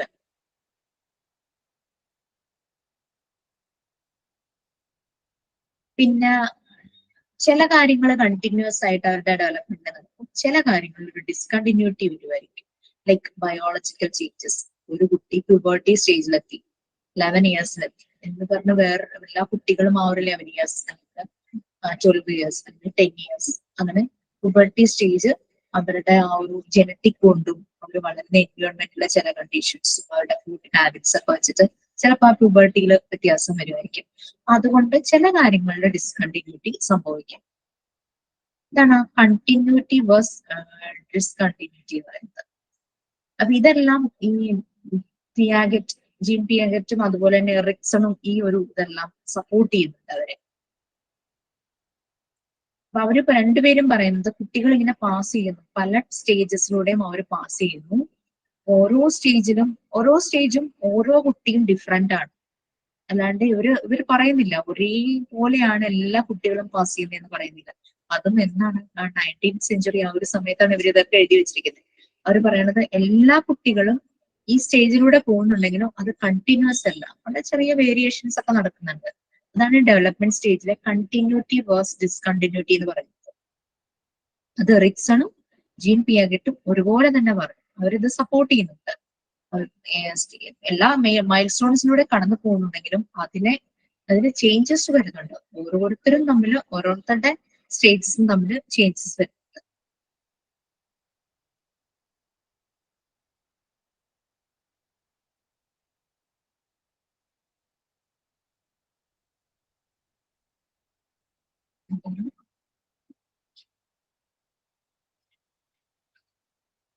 അത് നമുക്കിപ്പം സ്റ്റെയറിന്റെ കാര്യം എടുക്കുവാണെങ്കിൽ, അതായത് ലൈക്ക് സ്റ്റെപ്സ് ഉള്ള, അപ്പൊ നമുക്ക് മുകളിലേക്ക് കയറി പോകാനായിട്ട് സ്റ്റെപ്സ് ഉള്ള സ്റ്റെയേഴ്സും ഉണ്ട്. അതുപോലെ തന്നെ ഈ വീൽ ചെയർ ഒക്കെ കൊണ്ടുപോകാൻ അതിന് എന്തോ ഒരു പേര് പറയുള്ളൂ, ഇങ്ങനെ സ്ലാൻഡിങ് ആയിട്ട് വെക്കില്ലേ, സ്ലോപ്പ് ആയിട്ട് ഇങ്ങനെ വെക്കില്ലേ, അങ്ങനത്തെ സ്റ്റെയർ ഉണ്ട്. അപ്പൊ ശരിക്കും കണ്ടിന്യൂസ് പ്രോസസ് ആണെങ്കിൽ നമ്മൾ ഈ പറയുന്ന സ്ലോപ്പ് പോലുള്ള ഭാഗം, അല്ലാതെ ഡിസ്കണ്ടിന്യൂറ്റി ആണ്. കാരണം ഇവരുടെ സ്റ്റേജസ് ഡിസ്കണ്ടിന്യൂറ്റി നടക്കുന്നുണ്ടെങ്കിൽ അത് ഓരോ സ്റ്റെപ്പ് ബൈ സ്റ്റെപ്പ്, ഒരു സ്റ്റെപ്പിന് വീതി കൂടുതലായിരിക്കും, ഒരു സ്റ്റെപ്പിന് വീതി കുറവായിരിക്കും. ചില കുട്ടികൾ സംസാരിക്കാൻ പെട്ടെന്ന് അവര് സംസാരിക്കാൻ തുടങ്ങും, ചില കുട്ടികൾക്ക് അത് ടൈം എടുക്കും. ചില കുട്ടികൾ ചിലർ പെട്ടെന്ന് നടക്കാനായിട്ട് തുടങ്ങും, ചിലർ ടൈം എടുക്കും നടക്കാനായിട്ട്. എന്റെ മോളൊക്കെ നടന്നു തുടങ്ങിയത് 11 years ആയിട്ട്. പക്ഷെ എന്റെ മോൻ 8 years ആയി, ഇയേഴ്സ് അല്ല മന്ത്സ്, 11 months ആയപ്പോ മോള് നടക്കാൻ തുടങ്ങിയത്. മോൻ 8 മാസമായപ്പോ നടക്കാൻ തുടങ്ങി. അപ്പൊ അങ്ങനെ ഓരോ കുട്ടികളുടെയും ആ ഒരു ഡെവലപ്മെന്റിൽ വ്യത്യാസം. രണ്ടുപേരും 11 തന്നെയല്ലല്ലോ, 11 monthsലല്ലോ. അപ്പൊ അതാണ് ഈ സ്റ്റെപ്സിനെ നമ്മൾ പല പല രീതികളിലാക്കുവാണെങ്കിൽ ആ സ്റ്റെപ്പ് എങ്ങനെ ഇരിക്കും. അതാണ് ഇവരുടെ കണ്ടിന്യൂറ്റി വേഴ്സ് ഡിസ്കണ്ടിന്യൂറ്റി. കണ്ടിന്യൂസ് ആണെങ്കിൽ നമ്മൾ സ്ലോപ്പ് പോലുള്ള ഒരു സ്റ്റെയർ ആണ് ഉപയോഗിക്കുന്നത് വിചാരിക്കാം. ഡിസ്കണ്ടിന്യൂറ്റി എന്ന് പറഞ്ഞു കഴിഞ്ഞാൽ ഓരോ സ്റ്റെപ്പിലും പല വിധത്തിലുള്ള സ്റ്റെപ്സ് ഉണ്ട്, ഒരു സ്റ്റെയറിലൂടെ കടന്നു പോകുന്ന പോലെ. അതാണ് ഇത് പറയാൻ പറ്റിയ ഒരു എക്സാമ്പിൾ. മാം ഒരു ഡൗട്ട് ചോദിച്ചോട്ടെ? ആ ചില കുട്ടികളെ ഇങ്ങനെ ലാംഗ്വേജ് 5 years അല്ലെങ്കിൽ 4 years വരെ ഒന്നും സംസാരിക്കില്ല. മേ ബി ഡീലേ ഉണ്ടാവും അവർക്ക് സ്പീച്ച് തെറപ്പിയിൽ. ചിലവർക്ക് തെറപ്പി കൊടുത്തിട്ട് വേണം ഇങ്ങനെ സ്പീച്ച് ഒക്കെ വരിക. അപ്പൊ ഞാൻ ചോദിക്കുന്നത് എന്താ വെച്ചാൽ ഇവർക്ക് ഈ കുട്ടികൾക്ക് അക്കാഡമിക് ആയിട്ട് എന്തെങ്കിലും പിന്നെ ഫ്യൂച്ചറിൽ പ്രോബ്ലം ഉണ്ടാവും. ഞാൻ അങ്ങനെ വായിച്ചിട്ടുണ്ട്, ഇങ്ങനെ ലാംഗ്വേജ് ഡെവലപ്മെന്റ് ഡിലേ ആയാൽ അവർക്ക് അക്കാഡമിക്സ് ആയിട്ട് കുറച്ച് പിന്നാക്കമായിരിക്കും എന്ന് പറഞ്ഞിട്ട്. അതെ അതെ, കറക്റ്റ് ആണ്. കാരണം വെച്ചാൽ ചിലപ്പം സ്ക്രൈബിനെ ഒക്കെ വെച്ചിട്ട് എക്സാം എഴുതേണ്ടതായിട്ട് വരും. അവിടെയാണ് ഈ ശരിക്കും ആ ഒരു ഐഡന്റിഫൈ ചെയ്യേണ്ടത് ഒരു 4 years മുമ്പ്. ആ 4 years ആവുമ്പോൾ തന്നെ നമുക്ക് അത് ഐഡന്റിഫൈ ചെയ്യാൻ പറ്റുവാണെങ്കിൽ നമുക്ക് സ്പീച്ച് തെറാപ്പി കൊടുത്ത് ക്ലിയർ ചെയ്യാവുന്ന കാര്യമാണ്. അത് ഒത്തിരി വൈകുമ്പോൾ, ഏജ് കൂടുമ്പോൾ അത് നമുക്ക് ബുദ്ധിമുട്ടായി വരും. അങ്ങനെ വരുമ്പോഴാണ് ഈ പലരും ക്ലിനിക്കൽസ് അവസാനം ഈ ബോർഡ് എക്സാം കുറെയൊക്കെ ശ്രദ്ധിക്കാതെ വരുമ്പോഴേ കുറെയൊക്കെ ക്ലാസ്സുകൾ അങ്ങനെ കടന്നു പോകും. അത് കഴിയുമ്പോൾ 10th ആണല്ലോ പിന്നെ മെയിൻ എക്സാം ആയിട്ട് വരുന്നത്. അതാവുമ്പോഴേക്കും അതുവരെ സ്കൂളുകാർ നടത്തുന്ന എക്സാം അങ്ങനെ പോകും.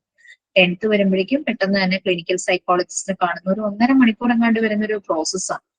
ടെസ്റ്റിങ്ങും എല്ലാം നടത്തി കുട്ടി സ്ക്രൈബിന് വേണം എന്നുള്ള സർട്ടിഫിക്കറ്റ്, പിന്നെ ക്ലിനിക്കൽ സൈക്കോളജിസ്റ്റ്. ഗവൺമെന്റ് സ്കൂളുകളിൽ വന്നിട്ട് പ്രശ്നം വരുന്നുണ്ട്. പിന്നെ എന്താ വെച്ചാൽ നമ്മൾ പാരന്റ്സും ശ്രദ്ധിക്കാതെ പോകുമ്പോഴുള്ള ഒരു പ്രോബ്ലം. 4 വയസ്സിനുള്ളിൽ നമ്മൾ സ്പീച്ച് തെറാപ്പി സെഷൻസ് ഒക്കെ 4 വയസ്സായാലും മതി, ആ സമയത്ത് കൊടുത്തു കഴിഞ്ഞാൽ ഇത് നമുക്ക് കുറെ ക്ലിയർ ചെയ്യാനായിട്ട് പറ്റും.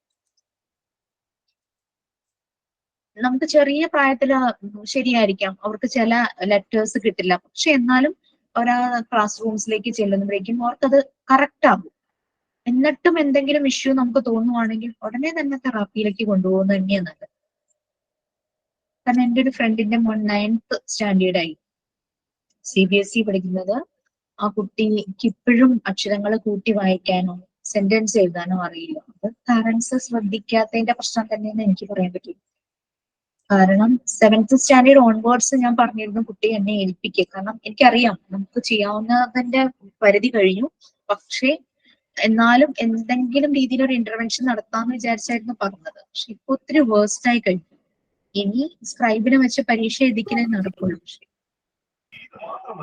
അതെ മാം, എന്റെ മൂത്ത കുട്ടിക്ക് ഇതുപോലെ LKG-യിലായിരുന്നപ്പോൾ സ്മോൾ ലെറ്റർ ബിയും ഡിയും ആള് തിരിച്ചാണ് എഴുതിയിരുന്നത്. പിന്നെ ചില വേർഡ്സ് പറയുമ്പോഴും ഇപ്പൊ കാറ്റ് അങ്ങനെ പറയുകയാണെങ്കിൽ ടാക്ക് അങ്ങനെ പറയും. അപ്പൊ ഞാൻ ഇതുപോലെ ഈ കൊറോണ ടൈമിലായിരുന്നു. അപ്പൊ അവിടെ സ്കൂളിൽ നിന്ന് ഇതുപോലെ ചെറിയൊരു ഇങ്ങനെ ഒരു സെക്ഷൻ വെച്ചിരുന്നു. അപ്പൊ ഞാനിങ്ങനെ പറഞ്ഞു മാഡത്തിനോട് ഇങ്ങനെ പറഞ്ഞപ്പോ മാഡം പറഞ്ഞു അത് കുഴപ്പമില്ല, ഫസ്റ്റ് സ്റ്റാൻഡേർഡ് ആയിട്ടും ഇത് മാറില്ല എന്നുണ്ടെന്നുണ്ടെങ്കിൽ വേറെ ഇതിനെ കാണിക്കണം അങ്ങനെ പറഞ്ഞിരുന്നു. പക്ഷെ അത് ഫസ്റ്റ് സ്റ്റാൻഡേർഡ് ആയപ്പോഴത്തേനും ആളുടെ ശരിയായി. ഇതൊരു കോമൺ കാര്യമാണല്ലോ, ബി ഡി അതൊക്കെ അങ്ങനെ മാറുന്നത്. പിന്നെ ഈ പറഞ്ഞതുപോലെ കാരണം എന്റെ മോള് ശരിക്കും ഞാൻ എന്നുള്ള അക്ഷരം അവൾക്ക് ശരിക്കും വരില്ലായിരുന്നു. പിന്നെ അത് ക്ലിയർ ആയി. മലയാളം ഞാനില്ലേ, അത് ക്ലിയർ ആയിരുന്നു. പക്ഷെ മോന് ആ പ്രോബ്ലംസ് ഒന്നും ഉണ്ടായില്ലായിരുന്നു. അവൻ അധികം സംസാരിക്കില്ല എന്നേ ഉള്ളൂ. എന്നോട് സംസാരിക്കും, ഞാൻ ഈ പറയുന്ന പോലെ എന്റെ ടോണിൽ തന്നെ സംസാരിച്ച് അവന്റെ ലാംഗ്വേജ് ക്ലിയർ ആയിരുന്നു. അപ്പൊ ഇത് ഡിസ്ലെക്സിക് എന്നല്ലേ പറയുന്നത്? അതാണോ ഡിസ്ലെക്സിയ? അതെ, ഡിസ്ലെക്സിയ. പക്ഷെ ഡിസ്ലെക്സിയ അത് ചില കുട്ടികളൊക്കെ അത് തന്നെത്താൻ അവര് പിന്നെ മനസ്സിലാക്കും, വ്യത്യാസം എന്ന് മനസ്സിലാക്കും. പക്ഷെ ചിലവർക്ക് അത് കണ്ടിന്യൂസ് ആയിട്ട് ഇങ്ങനെ ത്രൂ ഔട്ട് ഇങ്ങനെ ആരാണോ ഐൻസ്റ്റീൻ ഡിസ്ലെക്സിക് ആണെന്ന് പറഞ്ഞിരുന്നു. അതെ, ജസ്റ്റിനൊക്കെ ആ ഒരു ഗൈഡൻസ് ആ ടീച്ചറുടെ നിന്ന് കിട്ടിയല്ലോ. കാരണം അപ്പം ഫസ്റ്റ് സ്റ്റാൻഡേർഡ് ആയപ്പോഴേക്കും അത് ക്ലിയർ ആയി, കറക്റ്റ് ആയി. കുട്ടിക്ക് തന്നെ ആ ഒരു ചേഞ്ചസ് വന്നു. അപ്പൊ അതാ പറയുന്നത്, ഇപ്പം ഇവിടെ കണ്ടിന്യൂറ്റി വാസ് ഡിസ്കണ്ടിന്യൂറ്റി തന്നെയായിരുന്നു. കാരണം ആ മോൾക്ക് അത് ആവാൻ ചിലപ്പം കുറച്ച് ടൈം എടുത്തു. ഫസ്റ്റ് സ്റ്റാൻഡേർഡ് ആയി, ചില കുട്ടികൾക്ക് അതിന് മുമ്പായി. അതുകൊണ്ട് നമുക്കത് കണ്ടിന്യൂസ് പ്രോസസ് ആണെന്ന് പറയാൻ പറ്റില്ല. അവിടെ ഡിസ്കണ്ടിന്യൂറ്റിയാ വന്നത്. മോളത് കറക്റ്റ് ചെയ്യാൻ ഫസ്റ്റ് സ്റ്റാൻഡേർഡ് എത്തി, ആ ഒരു ഏജ് എത്തി. ചില കുട്ടികൾ അതിന് മുമ്പ് എത്തി. അതാ ഇപ്പൊ ആ ക്ലാസ്സിൽ തന്നെ പഠിക്കുന്ന മറ്റു കുട്ടികൾക്ക് അത് ക്ലിയർ ആയിരുന്നു കാണുമായിരിക്കും ആ KG സെഷനിൽ. ആ മോൾക്കത് KGയിൽ ക്ലിയർ ആയില്ല. അവൾക്കത് ക്ലിയർ ആവാൻ അവൾ അടുത്ത സ്റ്റെപ്പിലേക്ക് വന്നു. അതാണ് അവിടെ ഡിസ്കണ്ടിന്യൂറ്റി ചേഞ്ച് ആണ് അവിടെ വന്നിരിക്കുന്നത്. അത് നല്ലൊരു എക്സാമ്പിൾ അപ്പൊ ആയി. എത്ര ടൈം കൊടുക്കണം ടീച്ചർ? ഇങ്ങനെ നമ്മള് ഇപ്പൊ ഒരു കുട്ടിക്ക് ഇപ്പൊ ഫസ്റ്റ് സ്റ്റാൻഡേർഡ് എത്തിയിട്ടും വ്യത്യാസം കണ്ടുപിടിക്കാൻ പറ്റുന്നില്ല, D ആയിട്ടും B ആയിട്ടും വായിക്കുന്നുണ്ട്.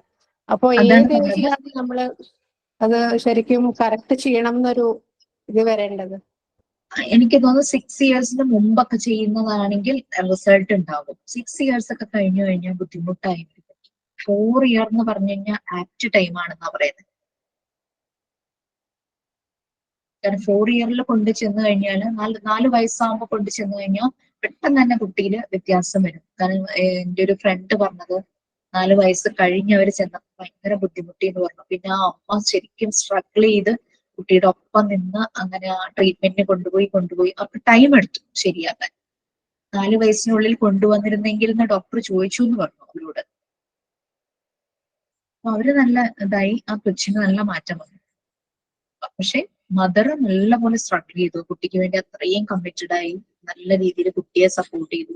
കാരണം ഫാമിലിന്നൊക്കെ ഭയങ്കരമായിട്ട് അമ്മയെ പറഞ്ഞിരുന്നു, അമ്മ ശ്രദ്ധിക്കാനായിട്ടാണ് അങ്ങനെ ഇങ്ങനെ പറഞ്ഞിരുന്നു. പക്ഷെ ആ കുട്ടി നല്ല ടൈം എടുത്ത് ഭയങ്കര പേഷ്യൻസോട് കൂടിയിട്ട് ഈ മോന്റെ കൂടെ നിന്ന് ചെയ്തു. ഞാൻ ഈ പറഞ്ഞ 9th സ്റ്റാൻഡേർഡ് പറ്റിയത് എന്താണെന്ന് വെച്ചാല് പാരന്റ്സിന്റെ സപ്പോർട്ട് വളരെ കുറവായിരുന്നു. 9th CBSE ആയ കുട്ടിക്ക് എഴുതാനും വായിക്കാനും ബുദ്ധിമുട്ടെന്ന് പറഞ്ഞു കഴിഞ്ഞാൽ നിങ്ങളത് ആലോചിച്ചു. 9th വരെയും സ്കൂളുകാർ എങ്ങനെ ഉന്തിത്തള്ളി പാസ്സാക്കിയതാണ്. പക്ഷെ 10th അത് നടന്നു. 9th ആയ കുട്ടി നല്ല ബുദ്ധിമുട്ടും. അതാണ് പറ്റിയത്. ആള് വളരെ സ്കില്ലുള്ളതാണ്. പക്ഷെ ഇത് ഒരു പഠന വൈകല്യം ഉണ്ടായിരുന്നു എന്നുള്ളത് പാരന്റ്സിന് മനസ്സിലായില്ല. ടീച്ചേഴ്സും ശ്രദ്ധിച്ചിട്ടുണ്ടാവില്ല. ടീച്ചേഴ്സും വെച്ചാല് എനിക്ക് ആ സ്കൂള് എന്റെ പ്രശ്നമായിട്ട് തന്നെ എനിക്ക് തോന്നുന്നു, ടീച്ചേഴ്സിന്റെ ഒരു പ്രോബ്ലം ആയിട്ട്. ഒരു ടീച്ചറും അത് ശ്രദ്ധിച്ചിട്ടില്ല. ഓരോ പ്രാവശ്യം ഓപ്പൺ ഹൗസ് അല്ലെങ്കിൽ പ്രോഗ്രസ് കാർഡ് കൊടുക്കാറുണ്ടോ കുട്ടി പഠിക്കുന്നില്ല എന്ന് മാത്രമേ ടീച്ചർ പറയുന്നുള്ളൂ. എന്തുകൊണ്ട് അവന് പഠിക്കാൻ പറ്റുന്നില്ലെന്ന് ഒരു ടീച്ചറും ഐഡന്റിഫൈ ചെയ്തില്ല.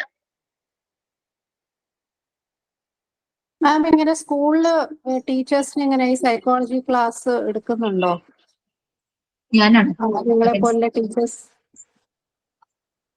ആക്ച്വലി നമ്മളുടെ കോഴ്സിന്റെ കൂടിയേ നമ്മൾ കിട്ടുന്നുള്ളൂ. സ്കൂളുകളിൽ ക്ലസ്റ്റർ എന്നും പറഞ്ഞ് ചില ട്രെയിനിങ് സെഷൻസ് ഇവർക്ക് കൊടുക്കും. ഈ സ്റ്റേറ്റ് സ്കൂളുകളിൽ അങ്ങനെ വരാറുണ്ട്. അതേസമയം CBSE സ്കൂളിലൊക്കെ അവിടുത്തെ മാനേജ്മെന്റ് അവരുടെ ഒരു രീതിയായിരിക്കാം എങ്ങനെ ഇത് പ്രൊമോട്ട് ചെയ്യണം, ടീച്ചേഴ്സിന് എന്ത് വേണമെന്ന് മനസ്സിലാക്കിയാണ് ശരിക്കും ഒരു ട്രെയിനിങ് കൊടുക്കേണ്ടതെന്നാണ് എൻ്റെ ഒരു അഭിപ്രായം. കുട്ടികളിൽ ഇന്റർവെൻഷൻസ് നടത്താൻ ടീച്ചർമാരിൽ എന്തൊക്കെ ചേഞ്ചസ് വരുത്തണം, അല്ലെങ്കിൽ അവരെ ഏത് രീതിയിൽ അവരെ സോഴ്സ്ഫുൾ ആക്കണം എന്നുള്ളത് മനസ്സിലാക്കി വേണം അവർക്ക് ട്രെയിനിങ് കൊടുക്കാൻ. അല്ലെങ്കിൽ ഈ പറഞ്ഞു വെച്ചിരിക്കുന്ന പോലെ ഒരു ചാർട്ടുണ്ട്, അതിനനുസരിച്ച് അങ്ങനെ ഒരു ട്രെയിനിങ് അല്ലെങ്കിൽ ഫണ്ട് ഇത്രയുണ്ട് അതിനനുസരിച്ച് ഒരു അതല്ല ശരിക്കും വേണ്ടത്. അപ്പൊ നമ്മൾ മനസ്സിലാക്കി നമ്മൾ കുറെ കാര്യങ്ങൾ നമ്മൾ സെൽഫ് സ്റ്റഡി ചെയ്ത് ഇതുപോലെ കുറെ കാര്യങ്ങൾ മനസ്സിലാക്കുക. ഇപ്പൊ ഈ ഒരു PDF 3 പേജേ ഉള്ളൂ. എനിക്കിത് 3 പേജ് ഇങ്ങനെ പറഞ്ഞു പോയാൽ മതിയായിരുന്നു. പക്ഷെ ഇതിന്റെ ഇടയിൽ നമുക്ക് പിയാഗറ്റ് വേണം, എറിക്സൺ വേണം, വിഗ്ഡോസ്കി വേണം, സിഗ്മണ്ട് ഫ്രോയിഡ് വേണം. ഈ 4 പേരുടെ കാര്യങ്ങൾ നമ്മൾ മനസ്സിലാക്കിയാലാണ് ഈ എഡ്യൂക്കേഷണൽ സൈക്കോളജി ഈ ഒരു യൂണിറ്റ് നമുക്ക് കംപ്ലീറ്റ് ചെയ്യാൻ പറ്റും. അപ്പം ഈ 3 പേജ് വേണമെങ്കിൽ ഒരു ദിവസം കൊണ്ടങ്ങ് തീർക്കായിരുന്നു. പക്ഷെ നമുക്കത് എനിക്ക് തോന്നുന്നു ഒരു 3 days എങ്കിലും എടുത്ത് നമ്മൾക്ക് തമ്മിൽ ഡിസ്കസ് ചെയ്ത് ഒന്ന് ചെയ്യാം. അപ്പൊ നിങ്ങൾ ചെയ്യേണ്ടത് എന്താന്ന് വെച്ചാല് Sigmund Freud, SIGMUND Freud, Sigmund Freud ഞാൻ വേണമെങ്കിൽ ചാറ്റില് മെസ്സേജ് ഇടാം. ഈ 3 പേരുടെ പിയാഗറ്റ് അറിയാലോ, ഞാൻ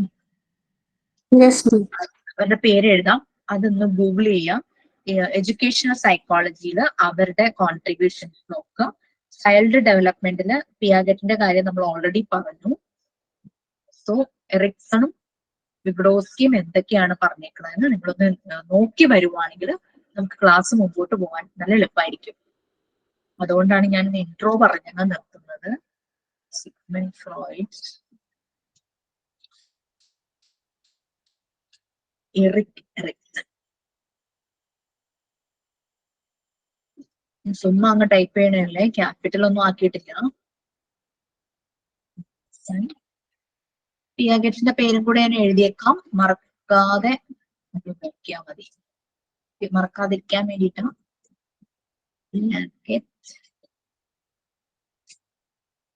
ചിലപ്പോ സ്പെല്ലിംഗ് തെറ്റുണ്ടാവും കേട്ടോ. എന്റെ ലാപ്ടോപ്പിന്റെ കീപാഡിന്റെ എന്തോ പ്രശ്നമുണ്ട്, ഡബിൾ എൻട്രി ഒക്കെ വരുന്നത്. പിന്നെ ഞാൻ ആരെയാ പറഞ്ഞ, വിഗഡോസ്കി അല്ലേ?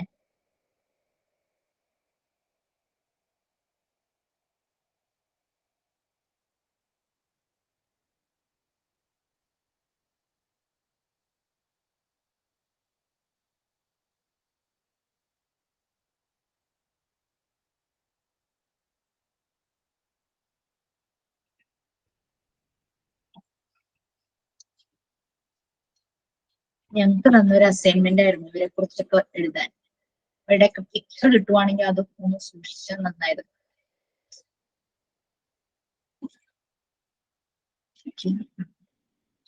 ഞാൻ എഴുതിയിട്ടുണ്ട് ചാറ്റില്. സിഗ്മണ്ട് ഫ്രോയിഡ്, അദ്ദേഹം ഫൗണ്ടർ ഓഫ് സൈക്കോ അനാലിസിസ് ആണ്. പലരും അതിനെ അദ്ദേഹത്തെ ഫാദർ ഓഫ് സൈക്കോളജി എന്നൊക്കെ പറയാറുണ്ട്. എറിക് എറിക്സൺ, ജീൻ പിയാഗറ്റ്, വിഗഡോസ്കി, ഇവരൊക്കെ ഈ ലാസ്റ്റ് 3 പേര് ഇവരൊക്കെ ഒരേ കാലഘട്ടത്തിൽ ജീവിച്ചിരുന്നവരാണ്. ചൈൽഡ് ഡെവലപ്മെന്റിൽ ഇവരുടെ കോൺട്രിബ്യൂഷൻ വളരെ നല്ലതാണ്. സിഗ്മണ്ട് ഫ്രോയിഡ് എന്ന് പറഞ്ഞു കഴിഞ്ഞാൽ വൈഡ് ആയിട്ട് സൈക്കോളജിയെ കുറിച്ച് കുറെ കാര്യങ്ങൾ പറഞ്ഞിട്ടുണ്ട്. പറഞ്ഞതിന്റെ ഒപ്പം അദ്ദേഹം ചൈൽഡ് സൈക്കോളജിയെ കുറിച്ചും പറഞ്ഞു. അദ്ദേഹം സൈക്കോളജിയുടെ എല്ലാ ഡൊമൈനിലൂടെയും സഞ്ചരിച്ചിട്ടുള്ള ഒരാളാണ് ഈ സിഗ്മണ്ട് ഫ്രോയിഡ്. കുറെ കോൺട്രിബ്യൂഷൻസ് നടത്തിയിട്ടുണ്ട്. നമുക്കതിന് ചൈൽഡ് സൈക്കോളജി അതാണ് ആവശ്യം. Eric Erikson, Jean Piaget, Vygotsky. എല്ലാവരും ഒന്ന് നോട്ട് ചെയ്യുക ഇവരെ കുറിച്ച് നിങ്ങൾക്ക് കിട്ടാവുന്ന കാര്യങ്ങൾ. നമ്മുടെ ചൈൽഡ് ഡെവലപ്മെന്റിൽ അവർ എന്തെല്ലാം കോൺട്രിബ്യൂട്ട് ചെയ്തു ആ രീതിയിൽ നോക്കിയാൽ.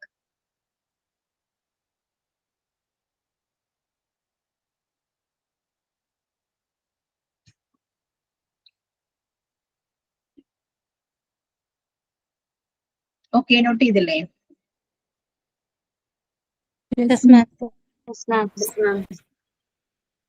ഓക്കെ, അപ്പൊ നോക്കി വാ. അങ്ങനെ ആവുമ്പോ ക്ലാസ് എടുക്കാൻ കുറച്ചുകൂടെ ഈസി ആയിരിക്കും. അല്ലെങ്കിൽ ഞാൻ ഇവരുടെ പേര് പറയുമ്പോ തന്നെ നിങ്ങൾക്ക് കൺഫ്യൂഷൻ വരും ആരാ എന്താന്ന്. നോക്കിയാൽ മതി. നമുക്ക് ഈ ചാപ്റ്റർ കഴിയുമ്പോ എന്തെല്ലാം നോട്ട് ചെയ്ത് വെക്കണം എന്നൊരു ഐഡിയ കിട്ടും. കാരണം ഇവര് കുറെ കാര്യങ്ങൾ പറഞ്ഞിട്ടുണ്ട്. നമുക്ക് അതെല്ലാം ഒന്നും വേണ്ട. നമുക്ക് ചൈൽഡ് സൈക്കോളജി, എഡ്യൂക്കേഷൻ സൈക്കോളജിയിൽ ഇവരെന്തെല്ലാമാണ് പറഞ്ഞിരിക്കുന്നത് എന്നുള്ള കാര്യങ്ങളാണ് നമുക്ക് വേണ്ടത്. Sigmund Freud child psychology, child sexual development ആണ് സിഗ്മണ്ട് ഫ്രോയിഡ് കൂടുതലായിട്ട് പറഞ്ഞേക്കുന്നത്. പിന്നെ എറിക് എറിക്സണും ജീൻ പിയാഗറ്റും വിഗഡോസ്കിയും ചൈൽഡ് ഡെവലപ്മെന്റിന്റെ കാര്യത്തിൽ. കോഗ്നേറ്റീവ് ഡെവലപ്മെന്റ് നമ്മൾ ജീൻ പിയാഗറ്റ് ഓൾറെഡി നോക്കി വെച്ചിട്ടുണ്ട്, അത് മതി. എറിക് എറിക്സണിന്റെയും വിഗഡോസ്കിയുടെയും നിങ്ങൾ നോക്കി വെക്കുക. എന്നിട്ട് നല്ല നീറ്റ് ആയിട്ട് ഈ ചാപ്റ്റർ കഴിയുമ്പോൾ ഇവരെ ഈ ലാസ്റ്റ് 3 പേര്, സിഗ്മണ്ട് ഫ്രോയിഡിന് അധികം വേണമെന്നില്ല, ലാസ്റ്റ് 3 പേര് ചൈൽഡ് ഡെവലപ്മെന്റിലെ കോൺട്രിബ്യൂഷൻസ് നല്ല നീറ്റ് ആയിട്ട് നോട്ട്ബുക്കിലേക്ക് എഴുതി വെക്കുക. സബ്മിഷൻ ഉള്ളതല്ല, നമ്മുടെ കയ്യിൽ റെഫറൻസിന് വേണ്ടി വെക്കാനുള്ളത് കേട്ടോ. ഒത്തിരി പേജസ് വരുന്നതൊന്നും ഞാൻ സബ്മിറ്റ് ചെയ്യാൻ പറയാറില്ല. അത് നോട്ടായിട്ട് വയ്ക്കണം. കാരണം ലാസ്റ്റ് വൈവ സെഷനിലൊക്കെ ഇത് റിലേറ്റഡ് ക്വസ്റ്റ്യൻസ് പ്രതീക്ഷിക്കാം. ഓക്കെ, ഇതൊന്ന് വൈൻഡപ്പ് ചെയ്യാം.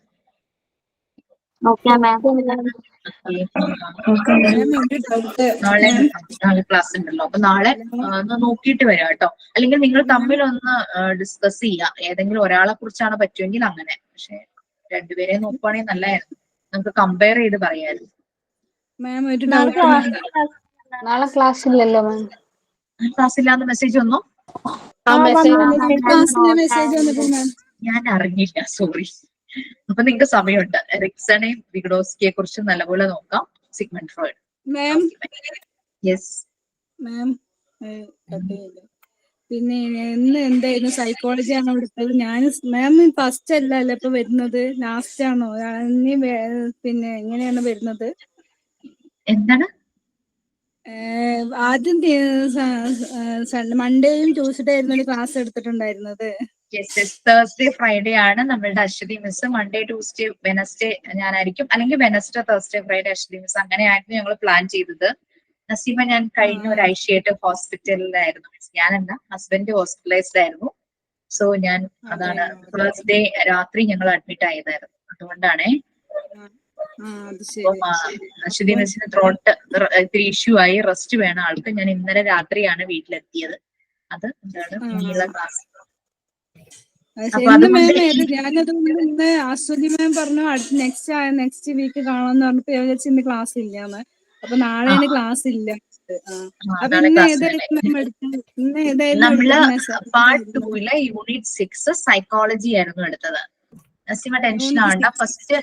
ഫസ്റ്റ് 2 പാരഗ്രാഫ്സ് ഒന്ന് വായിച്ചാൽ മതി. ബാക്കി നമ്മൾ അഡീഷണൽ ആയിട്ടുള്ള കാര്യങ്ങളാ പറഞ്ഞ പറ്റിയ റെക്കോർഡ് ഒന്ന് കാണും. റെക്കോർഡിന്റെ തുടക്കമൊന്നും കാണണ്ട. ഞാൻ ഹോസ്പിറ്റൽ കഥ പറയുമായിരുന്നു. അതെയാ. പിന്നെ എനിക്ക് എന്താ പറയാ, ഞാൻ ആക്ടിവിറ്റീസ് ഒന്നും ചെയ്ത് കഴിഞ്ഞിട്ടില്ല, സബ്മിറ്റ് ചെയ്തിട്ടില്ല, ഇലക്ഷന്റെ തിരക്കായതുകൊണ്ടേ. അപ്പൊ എന്താണ് ഇങ്ങനെ ഇനി ഇതിപ്പോ നാളത്തോട് കഴിഞ്ഞല്ലോ, എന്നിട്ട് ചെയ്യാം. റെക്കോർഡൊക്കെ എല്ലാ സ്റ്റിക്കറും വാങ്ങിച്ചു വെച്ചിട്ടുണ്ട്, എല്ലാം റെഡിയാക്കി വെച്ചിട്ട് ഇനി ഒട്ടിക്കാനും ഇതൊക്കെ തന്നെയുള്ളൂ. അപ്പൊ ഒരു ഇതായത് കൊണ്ട്, ഇലക്ഷൻ തിരക്കായതുകൊണ്ട് ഒന്നിനും പറ്റിയിട്ടില്ല, സമയം കിട്ടിയില്ല. 3 പാരഗ്രാഫാണ് വായിക്കേണ്ടത്. അത് ഞാൻ എന്താ പറയാ, 4 പേരുടെ പേര്. അതായത് ഒരാളെ നമുക്കറിയാം, ജീൻ പിയാഗറ്റ്. പിന്നെ സിഗ്മണ്ട് ഫ്രോയിഡ് സൈക്കോ അനാലിസിസിന്റെ ഫൗണ്ടർ ആണ്. സൈക്കോളജി എന്ന് പറഞ്ഞു കഴിഞ്ഞാൽ സിഗ്മണ്ട് ഫ്രോയിഡ് എന്നാണ് എല്ലാരും പറയുന്നത്. അപ്പൊ കേൾക്കുന്ന പേരാണ്. Eric Erikson, Vygotsky, Jean Piaget. ഇവര് 3 പേരും ഒരേ കാലഘട്ടത്തില് ചൈൽഡ് ഡെവലപ്മെന്റിനെ കുറിച്ച് കുറെ കോൺട്രിബ്യൂഷൻസ് തന്നിട്ടുണ്ട്. അപ്പൊ അതൊന്ന് നോക്കിയിട്ട് വരാൻ പറഞ്ഞു. അങ്ങനെയാണെങ്കിൽ ക്ലാസ് എടുക്കാൻ എളുപ്പമായിരിക്കും. അതുകൊണ്ടാണ് ഇത് വരാൻ പറഞ്ഞത്. അത് ആദ്യത്തെ 3 പാരഗ്രാഫ് വായിക്കണേ, 2 അല്ല. അപ്പൊ ശരി, നമുക്ക് വൈൻഡപ്പ് ചെയ്യാം. Okay, good night ma'am. Thank you, ma'am. Good night, ma'am. Thank you ma'am.